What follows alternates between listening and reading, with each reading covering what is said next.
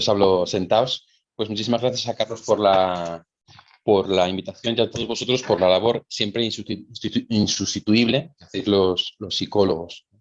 Yo llevo 14 años como sacerdote y he acompañado a muchas personas, gracias a Dios, jóvenes, adolescentes, novios, matrimonios mayores, matrimonios en crisis, porque la verdad es que al final como sacerdote, sobre todo si estás accesible, ¿no? Pues hay mucha gente que acude a ti. Sabéis que hay mucha gente pues, creyente que acude al sacerdote. Incluso todavía, por desgracia, los psicólogos a veces tienen mala fama, ¿no? Y todavía hay gente que dice, uy, no, yo a un psicólogo no voy, pero a un cura sí, ¿no? Entonces, nos toca acompañar muchas veces situaciones y experiencias de todo tipo. Yo he escrito 7 libros, de ellos 2 sobre afectividad y sexualidad, bueno, 3 en realidad, porque el celibato también lo es. Este sobre integración entre psicología y espiritualidad, y algunos sobre oración, otros sobre filosofía, un poco de todo. Como decía Carlos, yo intento formarme, pero en contacto con la calle, ¿no? Entonces intento estudiar. Entonces yo no he estudiado psicología, no es una carrera de psicología, pero he leído muchas cosas de psicología porque me ha hecho falta, para mí personalmente, por supuesto, que primero uno tiene que curarse, ¿verdad? Y luego también para acompañar a otros, ¿no? En mi experiencia me he dado cuenta de que las heridas emocionales están en la raíz de muchos de los problemas y rasgos de personalidad con la que la gente nos llega a los curas, a los médicos, a los psicólogos y de la fila de la agencia tributaria. O sea, quiero decir, en todas partes, ¿no? Está ahí en la raíz las heridas emocionales, los rasgos de personalidad insanos, ¿no? Dificultades, problemas, y entonces por eso empecé a autoformarme en psicología y también a derivar personas al psicólogo. Los sacerdotes, que sepáis que muchos de nosotros derivamos a personas a psicólogos de confianza. Eso sí, también, con el tiempo te das cuenta de que tampoco vale cualquiera, yo os lo digo sinceramente, porque te encuentras con cada cosa rara por ahí que es alucinante, ¿no? Y en parte mi charla va por ahí. Pues podéis interrumpirme cuando queráis, preguntar cuando queráis, comentar cuando queráis. O sea, no, lo que ha dicho Carlos es un foro, o sea, no es chapa y luego preguntas, sino que podéis hacer lo que queráis, ¿vale? Perdona, Jesús, y hay psicólogos que también derivamos a sacerdotes. Sí, lo sé. Hay cosas que solamente las cura el Señor. Lo sé. Sí, a mí me han llegado también, y psiquiatras, me han llegado también gente derivada. Pero bueno, quiero que lo sepáis, que yo derivo, hay veces que hay cosas que extralimitan lo que un sacerdote puede hacer, pues yo derivo con toda tranquilidad porque yo creo que es muy bueno, ¿no? Este libro, Te amarás a ti mismo como Dios te ama, surge como una herramienta para la sanación interior de los creyentes, ¿no? Es decir, es un libro que es para creyentes, es decir, de algún modo presupone la fe, aunque yo pienso que también la puede estimular, pero es cierto que es para creyentes en concreto cristianos. Luego os explicaré por qué, ¿no? Os voy a decir un poco la estructura para que os hagamos una idea, ¿no? También sirve como herramienta de apoyo a los profesionales. A mí me ha sorprendido mucho que en este tiempo pues, ha habido varios psicólogos que han recomendado el libro, que lo han regalado, que han hablado de él, ¿no? Bueno, de hecho en la presentación estuvo López Ibor, Carolina López Ibor, estuvo también Jesús Poveda, ¿no? Y la verdad es que siempre les di el libro para leer antes y pues venían gratamente sorprendidos. El libro va por la 3ª edición, pero no tiene más ediciones. Yo estaba un poco rayado con esto, porque primer libro, primera edición, segunda edición, 3ª edición y no hay más. Segundo libro que escribo, igual. Tercer libro que escribo, igual. Y te das cuenta que es que lo han colgado en internet. Entonces ya lo puedes buscar en PDF y entonces ya la gente no lo compra. Entonces, a mí me da igual porque yo no me llevo dinero del libro, porque yo renuncio a mis partes económicas siempre, de todos los libros que escribo, renuncio. Pero bueno, es una pena porque pierde vida también física, ¿no? Entonces el libro ha tenido mucha acogida, 3 ediciones, supone, pues que ha tenido bastante salida y eso es bueno, ¿no? La salud mental es la salud del alma. No voy a entrar en disquisiciones teológicas, filológicas, ¿no? Ahora psique en griego significa alma, tanto parte racional, ¿no? de la persona, y psicología, por lo tanto, tiene que ver con eso. Entonces, para mí la salud mental es la salud del alma, ¿vale? Desde ahí voy a partir. Aunque haremos alguna distinción, pero van de la mano. De hecho, la frontera entre la psicología y la espiritualidad, como supongo que sabéis, es muy difusa. Hay una parte de nosotros que, aunque está intrínsecamente ligada a lo fisiológico, no es física, ¿vale? Eso es un presupuesto del que yo creo que tenemos que partir, ¿no? Hoy os voy a contar cosas que ya sabéis. Una rama de la psicología se ha vuelto muy clínica, muy psiquiátrica, muy médica, ¿no? En tratando al ser humano solamente como un conjunto de neurotransmisores, ¿no? Mientras que hay otro tipo de terapias que lo tratan pues, como una persona humana, con una faceta también inmaterial, espiritual, psíquica, como lo queráis llamar, ¿no? Al final algo que no es reductible o reducible a lo fisiológico, ¿no? O a lo físico. Pues tengo una depresión, ¿no? ¿Por qué? Porque tengo la serotonina baja. ¿Pero por qué tienes la serotonina baja? Porque se ha muerto mi madre. Vale, pues entonces hay una causa externa que te produce un estado de ánimo que se refleja de un modo fisiológico, pero cuya causa no es la fisiología, no es lo físico, ¿no? Entonces, ese es el punto de partida del que yo parto y del que yo creo que debería partir el acercamiento psicológico, ¿eh? Hay una cosa muy curiosa y es que la palabra terapeuo en griego significa sanar. La palabra terapeuta significa aquel que acompaña en el camino de sanación. Y la palabra que utiliza el Evangelio cuando Jesús sanaba a los enfermos es la palabra terapeuo. Y por eso, aunque es verdad que lo que es la palabra terapia la hemos convertido en un tecnicismo para hablar de lo que los psicoterapeutas hacéis en las clínicas y en las consultas, es verdad que al final sanar es una tarea de todos, también de los sacerdotes, también de los médicos, también de los acompañantes, ¿no? También de algunos que hacen coaching, algunos que a lo mejor puede que estén bien enfocados. Terapeuo, terapia, sanación, nosotros, ¿vale? Lo que os voy a hablar, he pensado en una serie de puntos. Primero, autoestima, hablar de eso. Segundo, la potencia del amor, que es como lo ha llamado Carlos en la, en la reseña. El tercero, la sanación interior. El cuarto, una espiritualidad personal. Y el quinto, perdonarse a sí mismo. ¿De acuerdo? Me parece un poco como lo que pienso hablaros, que yo creo que podría ser interesante. Partiendo, uno, autoestima, del nombre que le ha puesto, la reseña que le ha puesto Carlos a la ponencia. La estima del cristiano, la potencia del amor. Decía, los profesionales de la salud mental atendemos a personas cristianas que tienen en su fe una poderosa arma para potenciar la estima personal. Son amadas porque sí, por su valor intrínseco. Si aprendemos a integrar la espiritualidad en el abordaje terapéutico y nos coordinamos con los acompañantes espirituales, la ayuda se multiplica para que los pacientes se amen como Dios los ama, sin condiciones. Eso es lo que ponía en el tarjetón de invitación o sea, esto no lo he escrito yo, en el tarjetón de invitación a la... Autoestima es una palabra que está muy desgastada, y eso ya todos lo sabemos, ¿no? De autoayuda, autoestima, ¿no? Autoestima baja, autoestima alta, todo esto. Lo uso por medio convencionalismo, ¿vale? Y de hecho, la fuente de la autoestima viene en el título, subtítulo del libro. Yo cuando hablo de la autoestima me refiero al amor a sí, al amor a sí mismo. Distinguido también del amor propio, porque el amor propio en castellano significa orgullo. Es que tiene mucho amor propio. Entonces, es el amor a sí mismo, el amor a uno mismo. ¿De acuerdo? Cuando hablamos aquí de autoestima nos referimos a eso. Yo recuerdo perfectamente una misa de niños que está hablando a los niños. ¿Cuál es el mandamiento más importante? Amarás a Dios sobre todas las cosas. Y el segundo, ¿cuál es te amarás a Dios como Dios te ama. Entonces, la mesa de niños me gusta que los niños participen y una niña levanta la mano, ¿no? A ver, ¿qué quieres? Y la niña me dice, ¿y si uno no se ama a sí mismo? ¿Cómo puede amar a los demás? Ese libro surge de esa pregunta de la niña. Anda, pues nunca lo había pensado. Si Dios dice, amarás al prójimo como a ti mismo, pero tú no te quieres, ¿cómo vas a amar al prójimo? Pues le vas a amar mal.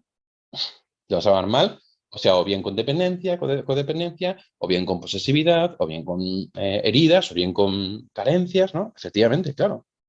Dice Santo Tomás de Aquino, después de a Dios debe amarse el hombre más a sí mismo que a otro cualquiera. En consecuencia, el hombre debe amarse a sí mismo más que al prójimo. Dice Santo Tomás porque él, que era muy listo, ha respondido a todo lo que nos podemos preguntar. Santo Tomás ya ha respondido. O sea, y si es extraterrestre, ya ha respondido Santo Tomás. O sea, la podéis buscar porque está en la Suma Teológica, ¿no? El hombre debe amarse a sí mismo más que al prójimo, para poder amar al prójimo, ¿no? Dice, el amor con que uno se ama a sí mismo es forma y raíz de la amistad. Amistad aquí entendida como amor a los demás, ya que con los demás tenemos amistad en cuanto nos comportamos con ellos como con nosotros mismos. ¿No? Qué interesante esto, porque Santo Tomás se adelanta unos siglos a los psicólogos, ¿no? Y dice esto, ¿no? O sea, yo puedo amar a los demás en tanto en cuanto me comporto con ellos como conmigo mismo. Entonces, si yo no me quiero, como me comporto conmigo, me voy a comportar con los demás. Entonces, el amor al prójimo presupone y exige el amor a uno mismo. Lo amistoso para con otro, escribe Aristóteles, proviene del amistoso para con uno mismo, ¿no? Siempre está Aristóteles, ¿no? Eso es interesante porque a veces en la perspectiva cristiana tenemos creyentes en los cuales la fe les puede a veces exacerbar algún rasgo un poco patológico, ¿no? Es como esa gente que te dice, es así, o sea, lo digo tal cual. Como la gente, no, padre, yo nunca rezo por mí mismo, siempre rezo por los demás. ¿No? Qué altruista, qué bueno eres, ¿no? Qué maravilloso, ¿verdad? Y lo haces seguramente por un puro altruismo que no está influenciado por el hecho de que tú quieres reconocimiento personal o de que te consideras indigno de la gracia de Dios, ¿no? Yo siempre ayudo a los demás y nunca ayudo a mí mismo. Y eso es por puro altruismo o es porque realmente tienes un problema, ¿no? Es decir, que hay veces que también nosotros como creyentes tenemos, o sea, como acompañantes tenemos que ser conscientes de que detrás muchas veces de una buena intención se puede esconder algo, ¿no? Entonces, claro, es que tú te amas a ti mismo, ¿no? Es que si no te amas a ti mismo, ¿cómo vas a poder amar a los demás? ¿No? O estarás amando a los demás haciendo una huida hacia adelante de una proyección porque en el fondo tú no te quieres a ti mismo, ¿no? Claro, eso, entonces el amor a uno mismo es fundamental. Pero amarse a uno mismo no es una emoción afectiva de cariño a uno mismo, ¿no? Es decir, no es una cuestión de narcisismo desde el punto de vista psicológico, espiritual u otras formas de amor a uno mismo que son orgullo, ¿no? Pues que son en el fondo búsqueda de uno mismo.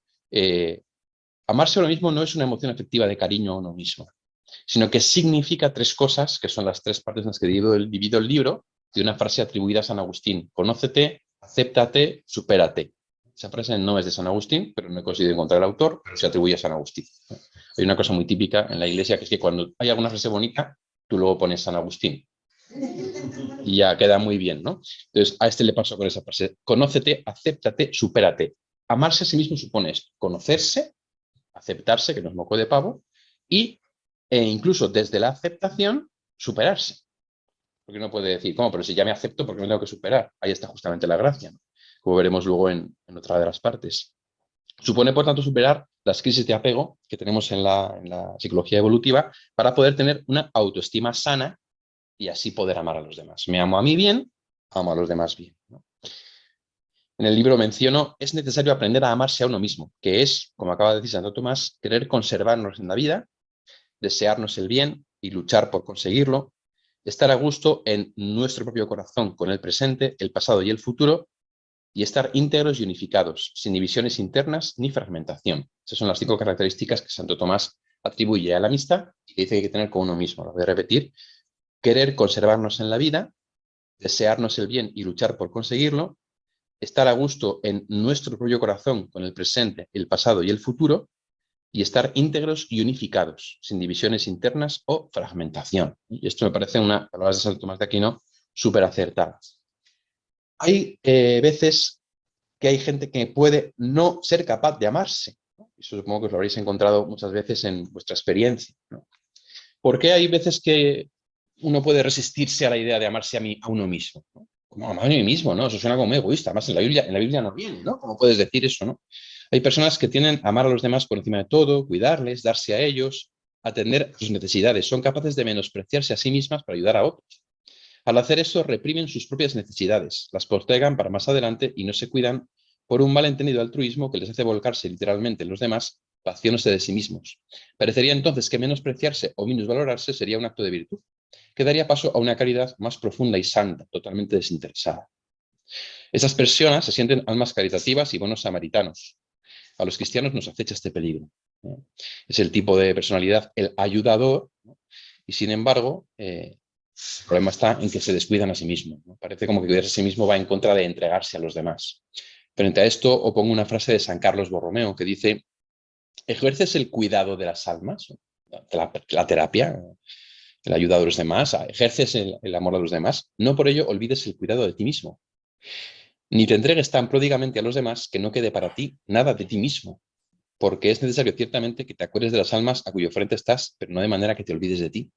Efectivamente, si tú te olvidas de ti, ¿cómo puedes darte a los demás? Eso los sacerdotes lo experimentamos a partir de Semana Santa de un modo especialmente acusado, pero estamos cansados, ¿no? A mí me pasa, estás cansado y estoy súper irritable, ¿no? Entonces yo lo noto que cuando viene gente, a lo mejor, la típica señora a la parroquia, que es un poco intensa, ¿no? Entonces le dices una palabra más fuerte que otra. ¿Por qué? Pues porque en el fondo estoy cansado. Entonces, si no me cuido, ¿cómo voy a cuidar? Luego, en segundo lugar, hay gente que les cuesta la idea de amarse a sí mismos porque tienen baja autoestima, ¿no? No se estiman, tienen, ¿no? se minusvaloran, no se valoran, no se quieren, no ven nada bueno ni valioso en ellas mismas, sienten que no son dignos de amor, ¿no? Precisamente de eso es de lo que hablo en el libro. Otros entienden mal el concepto de amarse a sí mismas porque son muy moralistas, ¿no? Gente que entiende que lo que tiene que hacer es cumplir los preceptos, cumplir los mandamientos, ¿no? Entonces, cuando cumplo, ya estoy haciendo lo correcto, pero no hay ningún mandamiento que diga que tengo que amarme a mí mismo, por lo tanto, lo tengo que hacer. Sí. Eh, pues, bueno, yo soy José Fernández y soy profesor de antropología. Entonces, tengo una perspectiva de la filosófica, ¿no? Esto es como la caracola del Señor de las Moscas. Así que escuchan los que están ahí. Bueno, pues mi perspectiva es antropológica, la antropología filosófica, y cuando yo explico la identidad y que nos poseemos en la medida que nos damos, porque es lo propio de los bienes espirituales, que se tienen en la medida que se dan, como la alegría, ¿no? pues todo cuadra muy bien. Sin embargo, cuando coges la perspectiva cristiana, te encuentras con las frases evangélicas de la negación de uno mismo, del coger la cruz, entonces no sé muy bien conciliarlo o tener un argumento que cuadre con esto. Entonces parece como que en esto la fe sería contraria a la antropología filosófica normal, ¿no? Entonces, Sí, es cierto, por eso. Espera, Jesús, que te...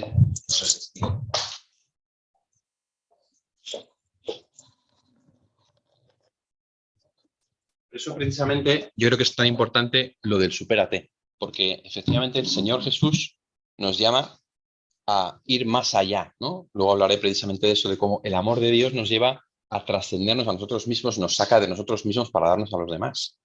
Pero es necesario poder poseerse para poder darse, ¿no? Si de algún modo uno no se tiene, no se puede dar, no se puede dar lo que no se tiene, ¿no? Es verdad que hay virtudes que efectivamente las recibes en cuanto las das, pero en lo que es en la propia vida, uno tiene que ser dueño de ella para poder entregarla. Por ejemplo, en los seminarios, pues hacemos una formación humana y psicológica, o en los matrimonios para estar seguros de que nuestra entrega es total. Y para eso tenemos que mostrar que somos dueños de nosotros mismos, ¿no? Si yo no soy dueño de mi voluntad, si yo no tengo algún tipo, o sea, si no tengo la madurez suficiente, si yo no me conozco lo suficiente, si yo no tengo la capacidad madura de tomar una decisión, no me puedo dar. Entonces, de algún modo, precisamente el conocerme y aceptarme es la conditio sine qua non para poder darme. pero darse es afirmarse. Bueno, o no. Es decir, la renuncia, o sea, el darse implica muchas veces una renuncia.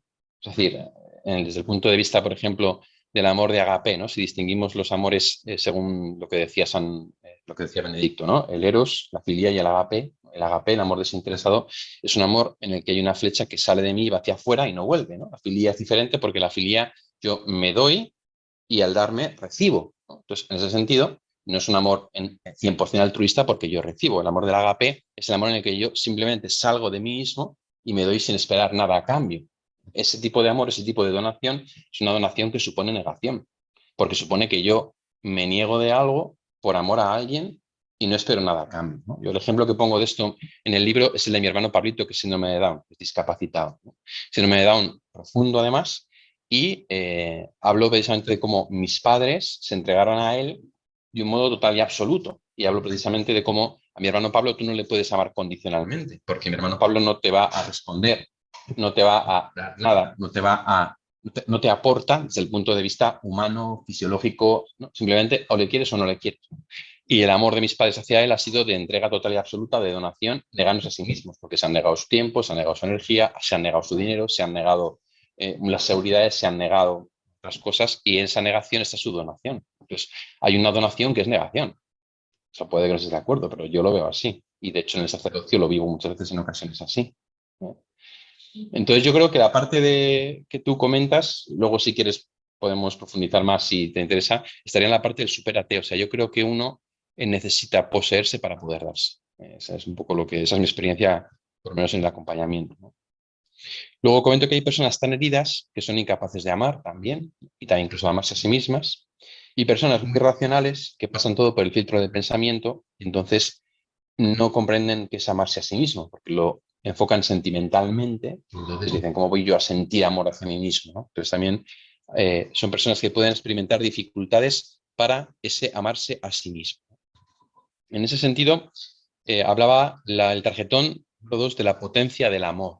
Yo creo que es muy importante, y estamos, vamos, que todos tenemos necesidad de un amor incondicional. En el libro escribo, el anhelo más profundo del corazón del hombre es el de un amor incondicional, absoluto, sin restricciones, total, sin condiciones, no por lo que tenemos, sino por lo que somos.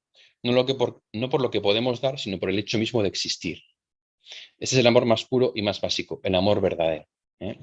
Al margen de toda la evolución de la teoría del amor romántico, del amor cortés, todo esto, lo cierto es que en mi camino terapéutico y en mi camino personal me he encontrado con que en el fondo el anhelo más profundo de nuestro corazón es este anhelo de un amor incondicional. Es decir, un amor absoluto, absoluto de todo, un amor que no nos ame sí, te amo sí, eres bueno, te amo sí, sacas buenas notas, te amo sí, tienes dinero, te amo sí, eres atractivo, te amo sí, eres joven, te amo sí, ¿no? Es decir, eso son condiciones. El amor incondicional es un te amo sin condiciones explícitas ni implícitas. Un amor, por tanto, sin restricciones, un amor total. No por lo que tenemos, sino por lo que somos. Suena como muy manido, ¿no? Pero es verdad. No lo que tenemos desde el punto de vista psico, sino en todos los sentidos, sino por lo que somos. De hecho, por el hecho mismo de existir. Os hablaba de mi hermano Pablito, que es precisamente en él se nota el amor de mis padres. Mis padres aman a Pablo porque existe, ¿no? Porque existe. Incluso, recuerdo una entrevista de radio que les hice, yo les pregunté cuál era su hijo favorito, pensando que iban a decir que era yo porque soy cura, ¿no? Y me dijeron Pablo, los dos, ¿no? Tanto mi padre, que en paz descanse, como mi madre, Pablo. ¿Por qué es más débil? ¿No? Curioso, ¿no? Porque está más, o sea, precisamente porque te da menos, le quieres más, ¿no? Es una paradoja del amor. ¿Cómo es posible esto, no? ¿Cómo es posible que precisamente alguien, ¿no? A quien digamos que a un modo, como un mueble, perdonad que lo diga así, ¿no? Es justo al que más quieres, ¿no?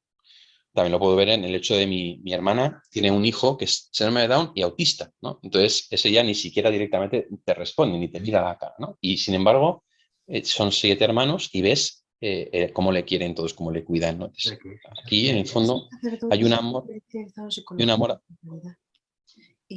hay un amor a alguien que es amor por el hecho mismo de existir, que es en el fondo el anhelo que cada uno de nosotros tenemos, el amor más puro y más básico, el más verdadero, ¿no? Es decir, un niño, una niña, cuando está en esa conformación de su propio ser, necesita saberse o sentirse amado o amada incondicionalmente, ¿no? Por su padre, por su madre, por su entorno. Necesitamos ese amor incondicional para poder desarrollar una personalidad madura, coherente, ¿no? Con esas 3 necesidades básicas que yo resumo en protección, afecto y seguridad, ¿no? Para tener una seguridad básica, desde Erikson, lo podemos mirar desde Maslow, da igual, ¿no? Al final es el tener el amor básico, autoestima básica, la potencia básica del amor, ¿no? La seguridad básica en la existencia, en que no se va a caer todo de pronto, la conciencia de protección básica de manera que sepa que no va a pasar nada malo, la concepción básica de un afecto que me haga sentirme aceptado, querido, validado, ¿no? Todo eso en el fondo es lo que genera una personalidad sana, equilibrada, madura, ¿no? Todo eso que todos los que estamos aquí tenemos, porque ninguno hemos tenido padres perfectos, sino que todos han sido perfectos, ¿no? Supongo, sus padres eran perfectos como los míos, ¿no? Pues no, efectivamente. Ninguno, ¿no? Por eso todos crecemos con heridas emocionales, porque ninguno crecemos con ese amor incondicional, ¿no? O sea, de hecho, nosotros como niños necesitamos sentir el amor, ¿no? O sea, si habéis estudiado algo de, supongo que sí, heridas preverbales y de heridas intrauterinas, ¿no? Pues te das cuenta de que es una cuestión que es incluso prerracional. Es decir, el niño necesita sentirse amado, saberse amado, ¿no? Incluso desde un punto de vista cenestésico, ¿no? Desde un punto de vista interno, ¿no? Necesita saberse amado. Y pues nuestros padres no son perfectos. Entonces, eso hace que no nos sintamos o sepamos amados de un modo incondicional y que nazcamos de algún modo con una cierta herida, ¿no? Hay un libro de Schellenbaum que se llama La herida de los no amados. Tiene sus cosas el libro, pero es interesante porque habla un poquito de todo este tema, ¿no? En el libro escribo, deseamos ser queridos por el hecho de existir, por el hecho de ser nosotros mismos, por ser tal y como somos. Este anhelo está inscrito en lo más profundo de nuestro corazón y es el motor secreto de toda nuestra vida, de todas nuestras actuaciones, de nuestras palabras y silencios, de nuestros esfuerzos y nuestros logros, de nuestros proyectos y nuestras metas. ¿A qué me refiero con esto? Me refiero a que, al menos en mi experiencia, cuando rascas un poco en por qué la gente hace las cosas, en el fondo es porque está buscando ese amor incondicional, en diferentes formas, ¿no? El que lo busca en la fama a través del reconocimiento, el que lo busca en la seguridad, porque a lo mejor le ha faltado en su casa esa seguridad básica de pensar que la casa se iba a derrumbar, ¿no? Yo pongo el esquema de una casita, el techo lo pongo la protección, la base pongo la seguridad y dentro pongo el afecto, ¿no? Sería como lo necesario. Entonces, cuando hablo de seguridad, hablo de una seguridad existencial, ¿no? De que cuando uno en casa, pues sus padres están peleando, su padre llega borracho a casa y entonces, pues depende de cómo llegue, así le pillo o tal, pues al final es como una sensación de que no hay una seguridad en mi vida, ¿no? Entonces, al final la busco. Y yo creo que en ese sentido el amor es el motor secreto o el anhelo del amor incondicional es el motor secreto de muchas de las cosas que hacemos y que decimos de cara a los demás, la aprobación de los demás, la aprobación profesional, ¿no? La aprobación de los demás, de nuestro esposo, de nuestros hijos, de la jerarquía de la iglesia, la fama ante el mundo, la imagen que tenemos ante los demás, el hecho de tener un deseo de seguridad económica, el buscar una persona que me complemente, ¿no? Yo recuerdo una amiga que me decía, a mí es que me gusta mucho cuando mi novio me abraza por detrás, ¿no? Y me coge así por detrás.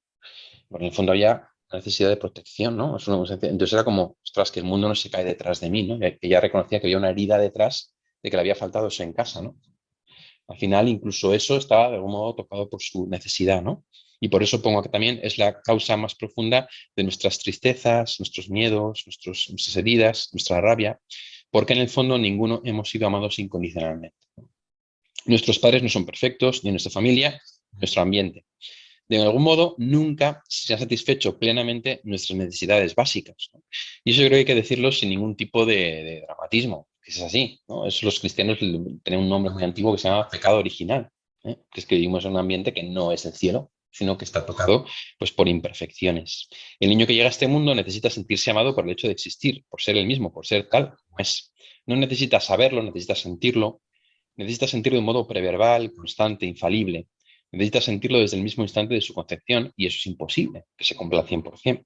Porque nuestros padres, aunque nos amaron lo mejor que supieron y pudieron, eran a su vez hombres y mujeres con sus propias heridas, con sus carencias, con su necesidad insatisfecha de un amor incondicional. Y por eso mismo no consiguieron hacer que nos sintiéramos amados incondicionalmente tal y como lo necesitábamos, ¿no? Esto de algún modo es de generación en generación. Es decir, al final yo lo veo en mi propia familia. Su padre falleció cuando él tenía 10 años. Entonces mi padre se quedó solo porque su madre, que no estaba muy bien de la cabeza, se dedicó un poco a vivir entonces dejó abandonados a mi padre y a su hermano. Mi padre se fue a vivir a casa de una tía, pero tenía que pagar la pensión. Entonces comenzó a trabajar cuando tenía 12 años. Entonces empezó a trabajar y en ese momento solo encontró refugio en la Falange. Entonces en el grupo de la Falange, en el momento de la Falange, fue donde él se educó y se formó. Entonces, pues claro, la ausencia de su padre, de su madre, la dureza del ambiente en el que se movía, sus experiencias, pues hicieron crecer como una persona dura, una persona fría, una persona poco afectiva. Y entonces, claro, tú todo esto lo sabes después, pero cuando tú naces lo que ves es que tu padre no está. Tu padre no está, él está fuera de casa todo el día trabajando, porque somos 14 hermanos, ¿no? Que está todo el día fuera trabajando, que cuando llega a lo que se dedica es a castigar, ¿no? Tal, y que siempre es todo punitivo, siempre es todo exigencia, siempre es todo no sé qué, ¿no? Y de hecho yo todos los recuerdos que tengo de mi padre de mi infancia son todos negativos, ¿no? Todos, no tengo ni uno positivo. He visto alguna foto de yo con él sonriendo y como que no me reconozco, ¿no? Luego con el tiempo, claro, eso te afecta a ti. A mí me afectó en concreto en el hecho de como no recibía en casa la validación que yo necesitaba por parte de mi padre, la buscas fuera. Entonces la buscas fuera y la buscas mal. Al buscarla mal, también te hieres. Entonces intentaba buscar la validación de los demás, pero muchas veces, precisamente por eso mismo, recibía un rechazo. Entonces me hacía sentir como exigir más todavía esa validación y entrabas en un ciclo vicioso que al final te generaba pues, rasgos insanos de personalidad, hasta que hice un proceso de sanación interior, ¿no? Terapia y también acompañamiento espiritual, y entonces te vas dando cuenta de las heridas, la causa, ves el porqué, vas un poco aceptando, amando, ¿no? Y yo pude hablar con mi padre de esto antes de que él muriera, lo cual es, por supuesto, tremendamente sanador siempre que tu padre esté bien, ¿no? Si tu padre está mal, puede ahondar todavía más a la herida emocional. En este caso, mi padre había cambiado, con 70 años nos pidió perdón en público a todos los hijos por lo que había hecho. Pude hablar con él, ¿no? Y entonces dar como este paso de sanar del todo y entonces que él me explicara su historia, ¿no? Entonces, de algún modo, claro, digo, es que mi padre arrastra heridas de su padre y de su madre y mis hermanos arrastramos heridas de mi padre. Entonces, si yo no hubiera cortado aquí, ¿no? Pues habría transmitido esto, a lo mejor a mis hijos no porque no tengo, pero sí a otras personas, sí a no sé qué, ¿no? Claro, lo conozco, le pido a Dios sanación, lo sano, lo acepto y trato de superarlo, ¿no? Entonces, ahora, como nos pasa a todos con cierta edad, empiezas a salir coletazos de tu padre en ti o de tu madre en ti, pero como eres consciente, eres capaz de decir, no, espérate, esto brota de esta herida, ¿no? Y entonces yo puedo resituarlo, puedo cambiarlo, no soy esclavo de ese primero movimiento que puede haber dentro de mí, ¿no? Eh, entonces necesitamos sentir ese amor incondicional, pero todos nacemos heridos y esas heridas, si no las cortamos en algún modo, pues pasan de generación en generación. También ahí, para los padres de familia, yo creo que hay que ser muy misericordiosos, ¿no? Cuando les acompañamos o cuando lo somos, que es que no existe ningún padre ni madre perfecto, ¿no? Y que nosotros tenemos que aceptar nuestros errores y aceptar que vamos a herir a nuestros hijos, ¿eh? Y por eso muchas veces yo les digo a los padres también que tenemos que aprender a pedir perdón a nuestros hijos, ¿eh? Que es una cosa muy importante porque herirlos puede ser inevitable, pero podemos pedirles perdón, a lo mejor no por lo que les hemos dicho, pero sí por cómo se lo hemos dicho, por ejemplo, ¿no? O por cómo lo hemos hecho, ¿no? O cuando hemos tenido un momento de soberbia. Y de hecho, yo os puedo decir que lo más educativo que he recibido de mi padre ha sido oírle pedir perdón, ¿no? En ese momento, con 70 años, que el día de su cumpleaños en mi casa todos él llorando nos pide perdón por lo que ha hecho, eso ha sido lo más educativo que mi padre ha hecho por mí. Y yo lo veo en la vida de matrimonios que acompaño y veo que sucede lo mismo, que efectivamente no hay que ponerse la presión de ser un padre perfecto. Yo como sacerdote me he encontrado con muchas madres y padres, pero sobre todo madres, y cuando su hijo se va a la porra porque se mete en drogas o se mete en no sé qué o sé tal, ¿qué he hecho mal? ¿Qué he hecho mal? Has hecho lo mejor que has sabido, lo mejor que has podido, ¿no? A lo mejor desde un punto de vista psicológico, efectivamente, lo que pasa a tu hijo tiene causas que tienen que ver con tu modo de personalidad, eso no se lo dice, ¿no?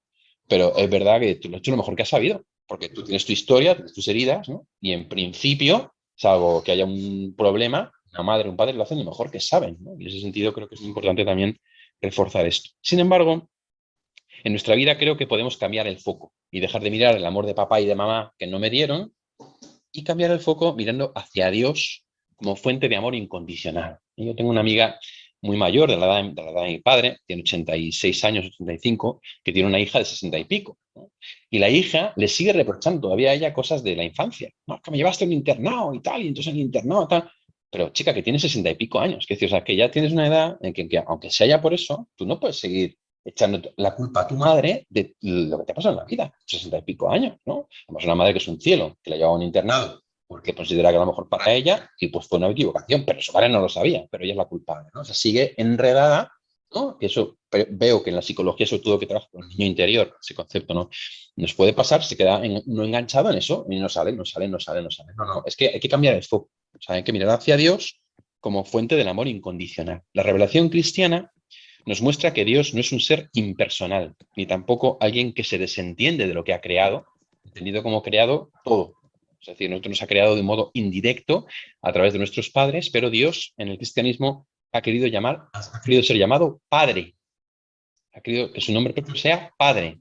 Fijaos, no es Dios, es Padre, Dios Padre, ¿no? Que tiene un hijo. Y Dios Padre que nos adopta como hijos, ¿no? Esta imagen que es tan atávica en el cristianismo es una imagen que se corresponde con el anhelo del corazón humano, porque el corazón humano anhela un padre y una madre, ¿no? De hecho, lo fuerte es que desde el punto de vista arquetípico en el cristianismo los tenemos, tanto el padre como la madre.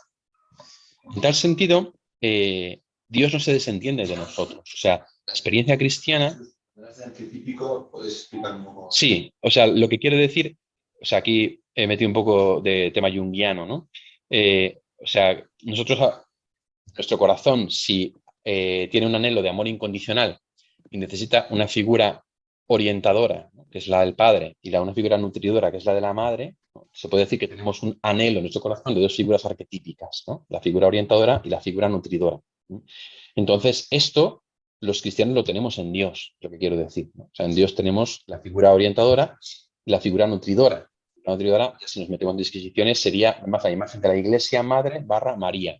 La imagen de la Iglesia Madre barra María sería la imagen arquetípica nutridora, ¿no? Aunque es cierto que la Sagrada Escritura describe a Dios con atributos femeninos.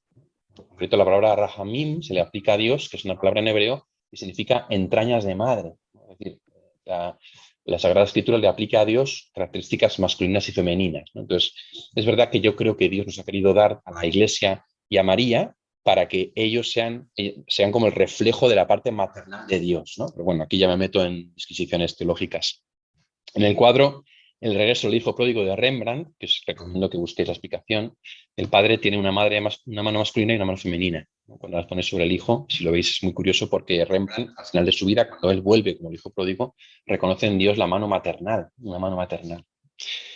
A eso me refería con lo de arquetípico, ¿vale? Es decir, que en el fondo Dios nos ha dado aquello que necesitamos para una sana autoestima, para poder sanar esas heridas del...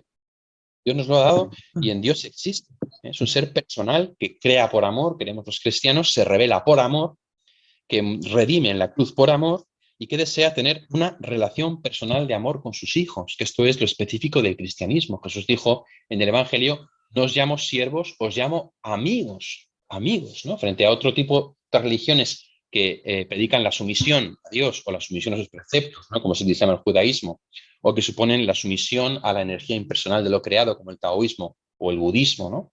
El cristianismo nos ofrece la relación personal de amor con alguien que se ha hecho carne. O sea, nosotros creemos que Dios se hizo hombre en Jesús, que es el escándalo, ¿no? Ante el intelectual, digamos, de del cristianismo en su momento y también en el momento actual, ¿no?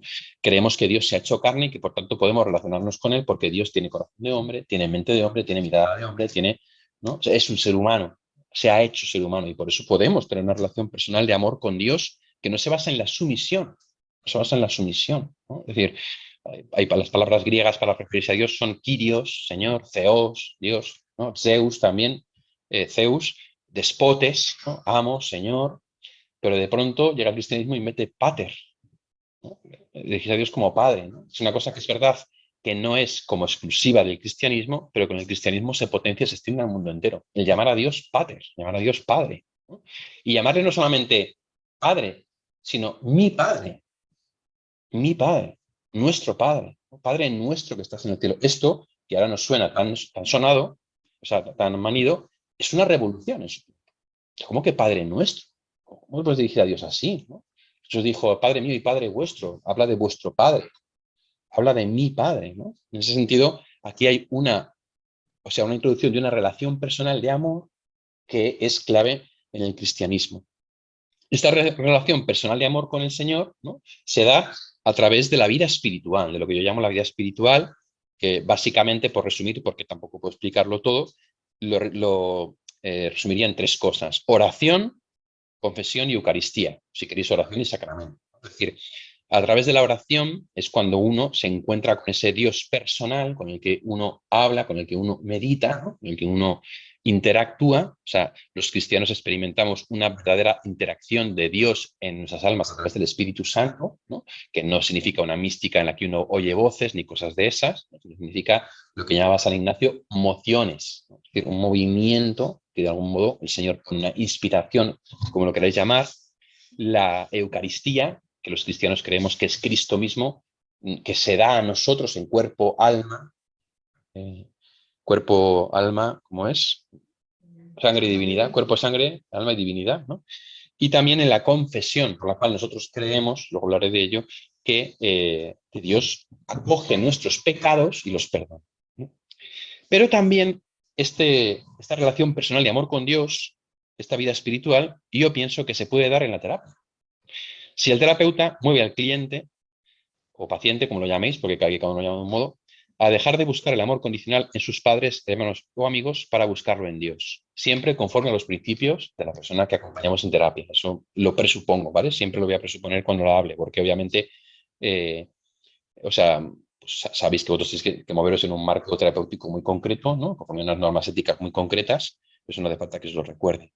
Pero si nuestro cliente, paciente, acompañado, como lo queramos llamar, tiene una dimensión espiritual, se abre a ella, vemos que se puede abrir a ella, incluso lo ha manifestado explícitamente, ¿no?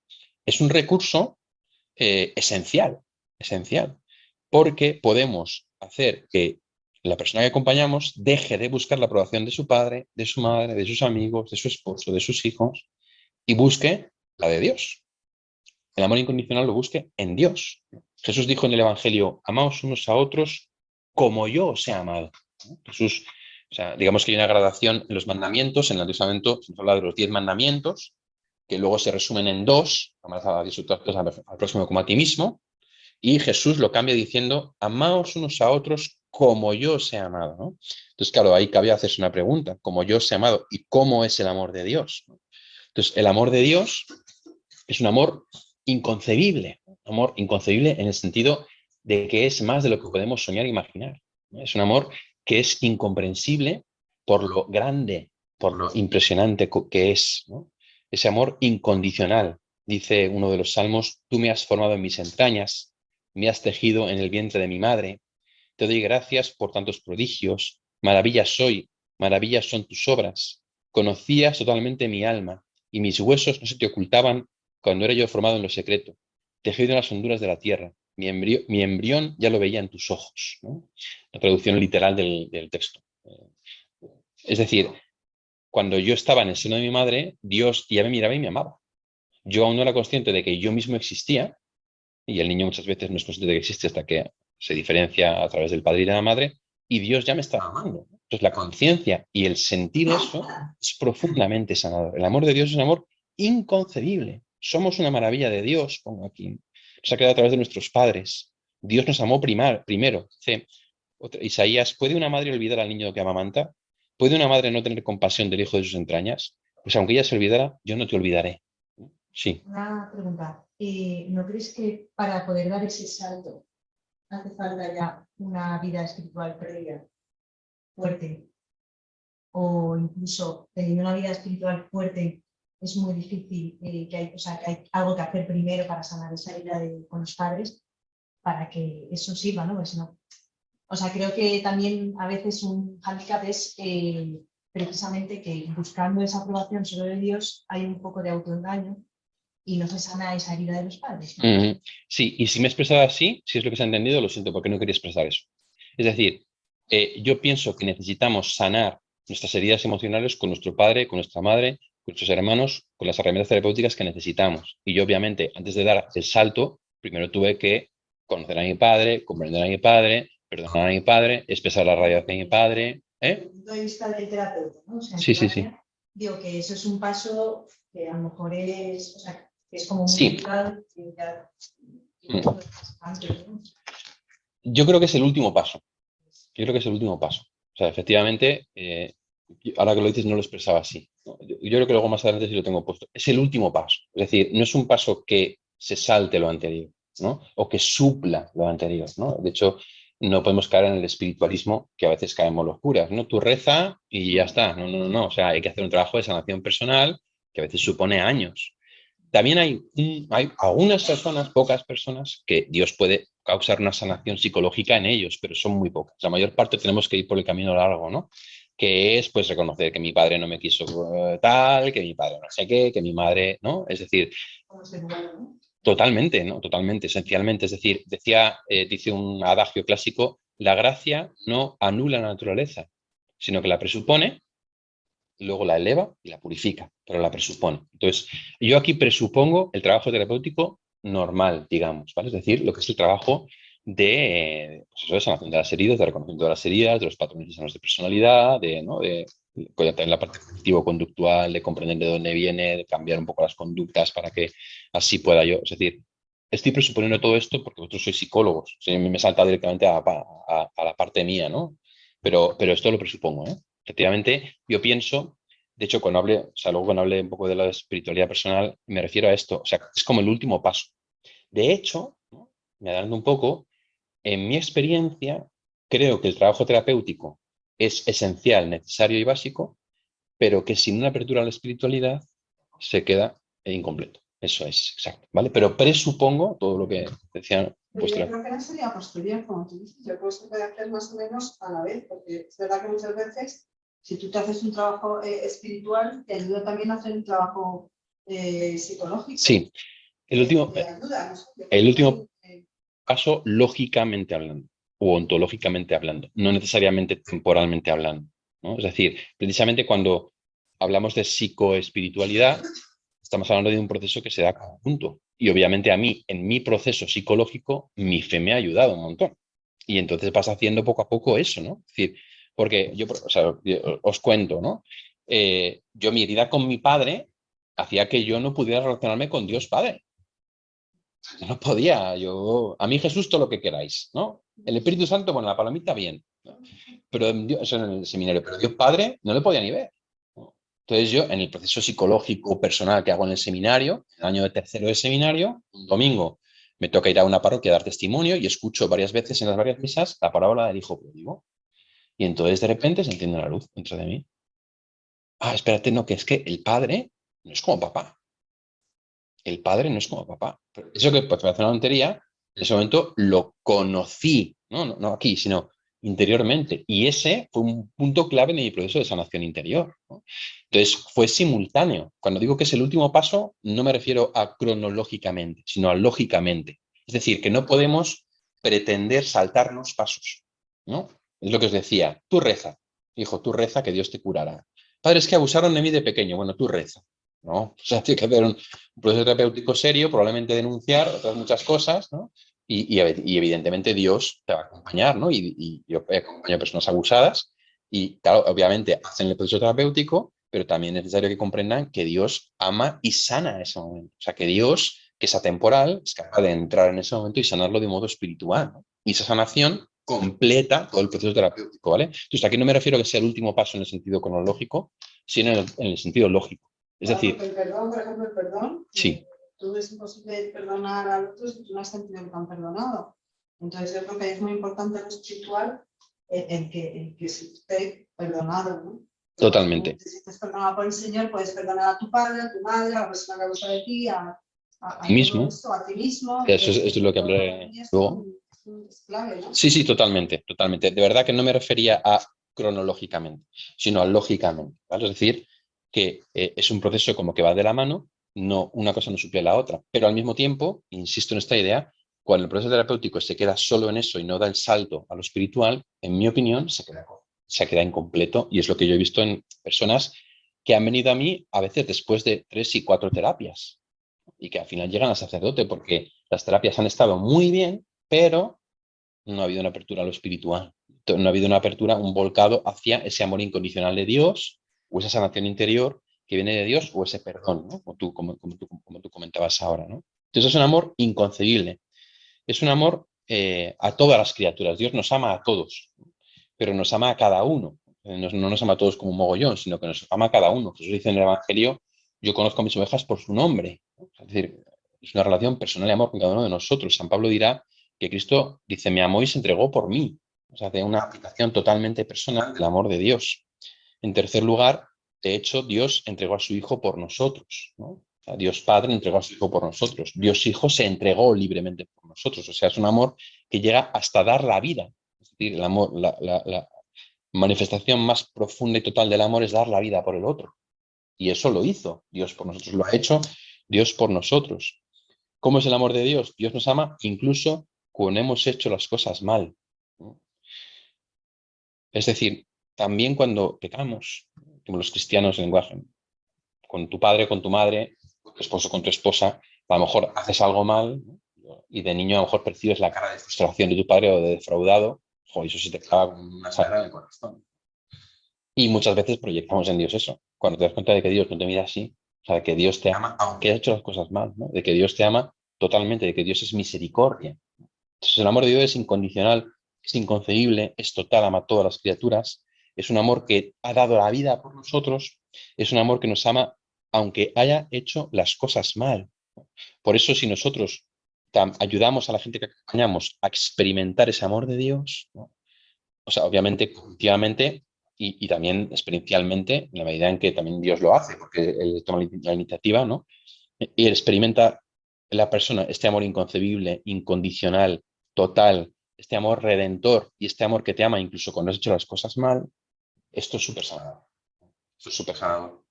Sin suplir, como hemos dicho, ¿no? Yo, de hecho, cuando hablo con gente a veces, ¿no? De eso del tema del valor, de qué valor tengo, de cuál es mi valor, de tu estima, ¿no? Tú vales toda la sangre de Cristo, tú vales toda la sangre de Dios, ese es tu precio. En eso has sido tasado por Dios. O sea, Dios, cuando te ha visto, ¿cuánto vales tú?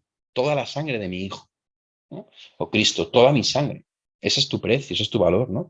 Y esta es una verdad de fe que nosotros creemos y afirmamos y que transforma vidas, ¿no? O sea, de hecho, la historia de los conversos, de mucha gente que ha tenido una vida terrible, ¿no? Se ha convertido, ¿no? Hay un libro, no sé si lo conocéis, Más fuerte que el odio, de Tim Gennard, ¿no? Una persona que tiene una conversión al mismo tiempo que una sanación psicológica, todo como de la mano, porque experimenta este amor incondicional a través, en este caso, de los discapacitados, pero experimenta un amor incondicional que de repente dices, ¿esto qué es? ¿No? Entonces, realmente le cambia la vida. Y al cambiar su vida, cambia la de su entorno, cambia la de su gente, cambia la de su familia, cambia absolutamente todo, ¿no? Creo que eso es muy importante. El amor necesita colgar de un absoluto que nos ame primero e incondicionalmente. Ese es el amor de Dios, ¿no? Cuando nosotros damos la autoestima en yo mismo, queremos colgar un cuadro del aire. No, es que tengo que amarme a mí mismo. Pero si tú no has sido amado, ¿cómo te vas a amar? Hay que sanar esas heridas. Pero en última instancia, nosotros creemos que el amor pende del amor, con mayúscula, absoluto, que es el amor de Dios, ¿no? Y en ese sentido, necesitamos a ese Dios que nos ha amado primero e incondicionalmente, ¿no? Ese nos amó primero, lo dice la primera carta de Juan en el capítulo 4. Dice, en esto consiste el amor, no en que nosotros amemos a Dios, sino en que Él nos amó primero y entregó a su Hijo como víctima de propiciación por nuestros pecados, no solo por los nuestros, sino por los del mundo entero. Dice la carta de Juan. Es decir, Dios nos ha amado antes, no solamente cronológicamente, sino también ontológicamente. Nos ha amado primero, nos ha amado cuando no éramos dignos de amor, nos ha amado y nos ha perdonado antes de que cometiéramos el pecado, ¿no? Es decir, cuando uno ve en retrospectiva la cruz de Cristo, dices que Cristo ya estaba muriendo por mí, ya estaba perdonando mis pecados en la cruz. O sea, entonces, cuando tú has pecado, has metido la pata y te vuelves hacia Dios, no te encuentras con un Dios al que le sorprenda lo que has hecho mal. Porque Dios sabe, Él conoce, ¿no? Y Él decía un santo, San Juan María Vianney, que Dios está dispuesto a olvidar el futuro para perdonar. Como diciendo, es que el Señor ya sabe lo que va a suceder, pero Él te perdona. Y ese perdón es real, es total, ¿no? Y es un amor en concreto. Dice San Pablo, estoy crucificado con Cristo, vivo yo, pero no soy yo el que vivo, es Cristo quien vive en mí. Y mi vida, que ahora en la carne, la vivo en la fe del Hijo de Dios que me amó y se entregó por mí. Que os decía, esta apropiación personal que hace San Pablo, que puede hacer cada creyente de la muerte de Cristo. Me amó y se entregó por mí. Esa experiencia personal, ahora que somos tan intimistas, individualistas, nos suena como mucho más sonado. Esto en su momento es una revolución. O sea, que alguien del pueblo de Israel diga, me amó a mí, no a nosotros, sino a mí, ¿no? Por mí, por mí, por mí, ¿no? Es el estribillo de la pasión. En tercer lugar, sanación interior. Cuando hablo de sanación me refiero a la curación de las heridas emocionales que todos tenemos y que están en la base de muchos problemas afectivos, relacionales y psicológicos que tenemos, ¿no? A eso me refiero cuando hablo de sanación interior. No hablo de cosas raras o de cosas de gurúes, sino a las heridas emocionales, ¿no? Un proceso de sanación que ha de ser integral, es decir, tener presentes todas las dimensiones de la persona. Yo lo divido a mi manera en 4 partes: cuerpo, alma, mente y corazón, ¿no? Podemos ponerle todos los nombres técnicos que queráis, pero me gusta hablar así: cuerpo, alma, mente y corazón, porque yo creo que hace justicia a todo lo que somos. La dimensión física, cuerpo; la dimensión psíquica, nuestra alma; psíquica, nuestra mente; la dimensión espiritual, nuestra alma; y la dimensión afectiva, nuestro corazón, ¿no? Cuerpo, alma, mente y corazón. Como psicólogos, lo lógico es que os acerquéis con la perspectiva de la mente y del corazón, pero creo que también hay que tener en cuenta la dimensión de la salud corporal y espiritual, ¿no? Y viceversa, los sacerdotes, todo aquel que acompañe, ¿no? O sea, un médico, un sacerdote, cualquiera que terapeue, cualquiera que sana, cualquiera que acompaña en la sanación, tiene que tener presentes los 4 aspectos, ¿no? Es decir, hay que cuidar el cuerpo, el alma, la mente y el corazón.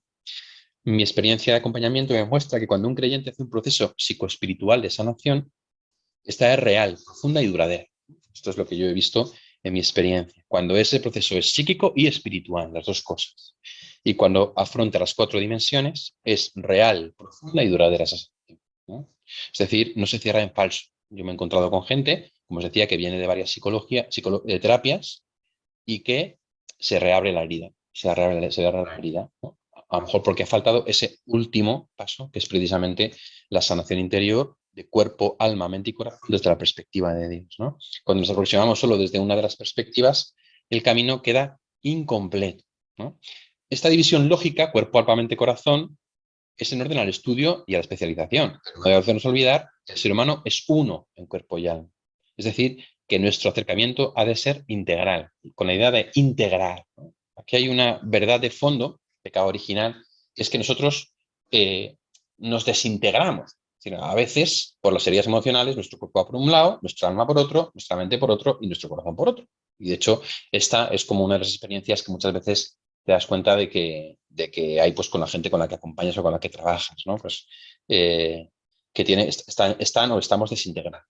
La integración significa reconocer que hay una diversidad dentro de nosotros, no en el sentido moderno de la palabra diversidad, ¿no? Sino diversidad en el sentido de que hay cosas distintas y que estamos llamados a integrarlas para que formen una unidad. Pero esa unidad no es uniformidad, ¿no? Por eso yo evito, me salto el excursus, la palabra holístico, que también se menciona mucho ahora en psicología. La palabra holístico es una palabra que tiene un matiz de que en el fondo todo es lo mismo. No, no todo es lo mismo. O sea, la parte afectiva es afectiva, pero hay que integrarla con la parte mental. Es que me he enamorado. Ya, pero es que es un niño de 2 años. No te puedes enamorar. O sea, evidentemente es un problema aquí. Tenemos que trabajarlo, ¿no? No, es que he sentido que Dios me ha dicho que salte de un puente. Bueno, pues vamos primero al psicólogo y luego ya vemos lo que Dios te ha dicho, ¿no? Estoy poniendo casos un poco exagerados. Es decir, tenemos que integrar las dimensiones para que al final podamos tener una integración de la persona, ¿no? Sí, claro. Sobre esta cuestión de la integración y sobre todo de la sanación, me parece que a veces se genera la expectativa de que sanar es cerrar heridas. Y no sé, yo recuerdo cuando murió mi padre, un buen amigo me dijo: te deseo que la herida se te quede abierta pero no infectada. Efectivamente, parece que a veces se genera la falsa expectativa de que sanar la herida es que llegar a una situación como si no hubiera ocurrido lo que sí ha ocurrido. Y en cambio me parece que cuando una herida se sana, de verdad, queda abierta y por tanto el corazón tiene una sensibilidad especial para integrar eso como parte de la vocación. O sea, esto que a mí me ha pasado y que he sido capaz de integrar, ahora me sirve para ayudar a otros o para dar una perspectiva de la vida nueva, pero gracias a que tengo la herida. O sea, que la felicidad es con heridas, ¿no? Sí, sí, sí. 100% de acuerdo. A mí me gusta la imagen de cicatrices. O sea, que es decir, me gusta esa imagen. ¿Por qué? Porque desde un punto de vista, digamos, psicológico, ¿qué significa que la herida no se cierra o que se queda la cicatriz? Que la tendencia no desaparece. O sea, si yo tengo una tendencia a sentirme excluido, yo puedo sanar la herida, pero ese va a ser mi punto de vista. Entonces, lo que lo tengo localizado, lo tengo situado. E incluso lo puedo convertir, como bien decías, en algo que me ayuda a ayudar a los demás, porque me hace sensible a la exclusión. Y entonces, de pronto, puedo utilizar la herida como algo sanador para los demás, ¿no? Dice la Biblia de Jesús: sus heridas nos han curado, ¿no? También las heridas nuestras son sanación para otros, ¿no? De hecho, no lo digo por no os conozco, pero mucha gente que conozco que estudia psicología lo hace por él. Lo hace porque él ve que necesita ayuda y que quiere aclararse, ¿no? Entonces, y eso no es malo, ¿no? Es decir, al final, distinto es cuando tú le hablas a alguien sobre la ansiedad, cuando tú has experimentado ansiedad, cuando no lo has experimentado, ¿no? No quiere decir que si no lo has experimentado no lo puedes hablar, ¿no? Por supuesto que le puedes hablar, porque si no, teníamos que consumir droga para poder acompañar a los drogadictos, ¿no? Caeríamos en sinceridad, ¿no? Pero sí que es verdad que al final, qué distinto es, ¿no? El decir, pues fíjate, yo he sanado esta herida y porque la he sanado puedo ayudarte. Pero la he sanado no quiere decir que ha desaparecido, ¿no? Sino que efectivamente sigue ahí. Y de hecho, creo que una de las cosas más importantes que hay que decir a la persona que acompañamos es que las heridas se pueden reabrir, ¿no? Es una zona en la que tengo una cicatriz, es más fácil que yo me hiera, es más sensible. Es una zona en la que si yo me rasgo, se abrirá con más facilidad y sangrará de nuevo. Y de hecho hay algunas personas que hablan de conductas que se siguen de ciertas heridas, sanas la herida, entonces la conducta de algún modo muchas veces desaparece, se atenúa. Dices, si de pronto la conducta vuelve a saltar, entonces mira otra vez a tu herida, porque quiere decir que la herida se ha vuelto a abrir, ¿no? Entonces estoy 100% de acuerdo contigo. Y creo que esa falsa expectativa hace mucho daño. El decir, sanar quiere decir que ya nunca más. No, no, no, no. Al mismo tiempo, permite explicar que la fragilidad es una fortaleza para la relación. Ahí está, eso es, sí, sí. Esa paradoja es bella y es muy necesaria. Y de hecho yo creo que está en la base de la fe cristiana, de hecho, ¿no? San Pablo, lo digo por los que a lo mejor no lo saben, ¿no? Cuando dice al Señor que le libre de su debilidad, lo dice, te basta mi gracia porque mi fuerza llega a su perfección en la debilidad, ¿no? En la debilidad, en la fragilidad, la palabra griega se puede traducir de las dos maneras, ¿no? Entonces San Pablo dice, por eso vivo contento en medio de mi debilidad. Y has dicho que para completar el proceso sanador tiene que haber una dimensión espiritual. Pero ¿qué pasa si alguien no cree en nada? ¿Se puede completar el proceso? ¿Se queda incompleto? O sea, yo creo que se queda incompleto. Lo que pasa es que yo creo que tú como terapeuta, si la persona, por ejemplo, ves que te pones el límite terapéutico, tú no te lo puedes saltar por ética profesional, ¿no? Entonces, ahí, lógicamente, cada uno sabe lo que tiene que hacer y lo que puede hacer y lo que puede proponer, puede un poco sondear a ver. En mi experiencia, luego hablaré un poquito justo después de eso, o sea, creo que se queda incompleto, ¿no? Ahora hablo de eso, ¿vale? Porque es que la cuarta parte voy a hablar un poquito de eso. Sigo dándole, ¿no? Sí, sí. Vale, vale. Okay. O sea, De acuerdo. como analogía también a veces ayuda en pensar en los grupos de alcohólicos anónimos, ese acceso que proponen a un ser superior, sin Sí, sí. enraizarlo necesariamente en una religiosidad concreta. Claro, Y a pero sí, veces una estimula espiritualidad, a la persona a entender que forma parte de algo más. una Y desde ahí trascendencia. una trascendencia o de algo que tiene sentido o de algo que le puede mantener en la vida. Y desde ahí a veces cogen un hilo en el que empiezan a apreciar mejor la belleza de la naturaleza, el agradecimiento cuando reciben algo. Y entonces se empieza ahí a sembrar una semilla que luego puede hacerles crecer más un encuentro ya con un ser espiritual o personal o de alguna manera. Alcohólicos Anónimos y su filial Sexólicos Anónimos, que es bueno que la conozcáis, porque os va a hacer falta.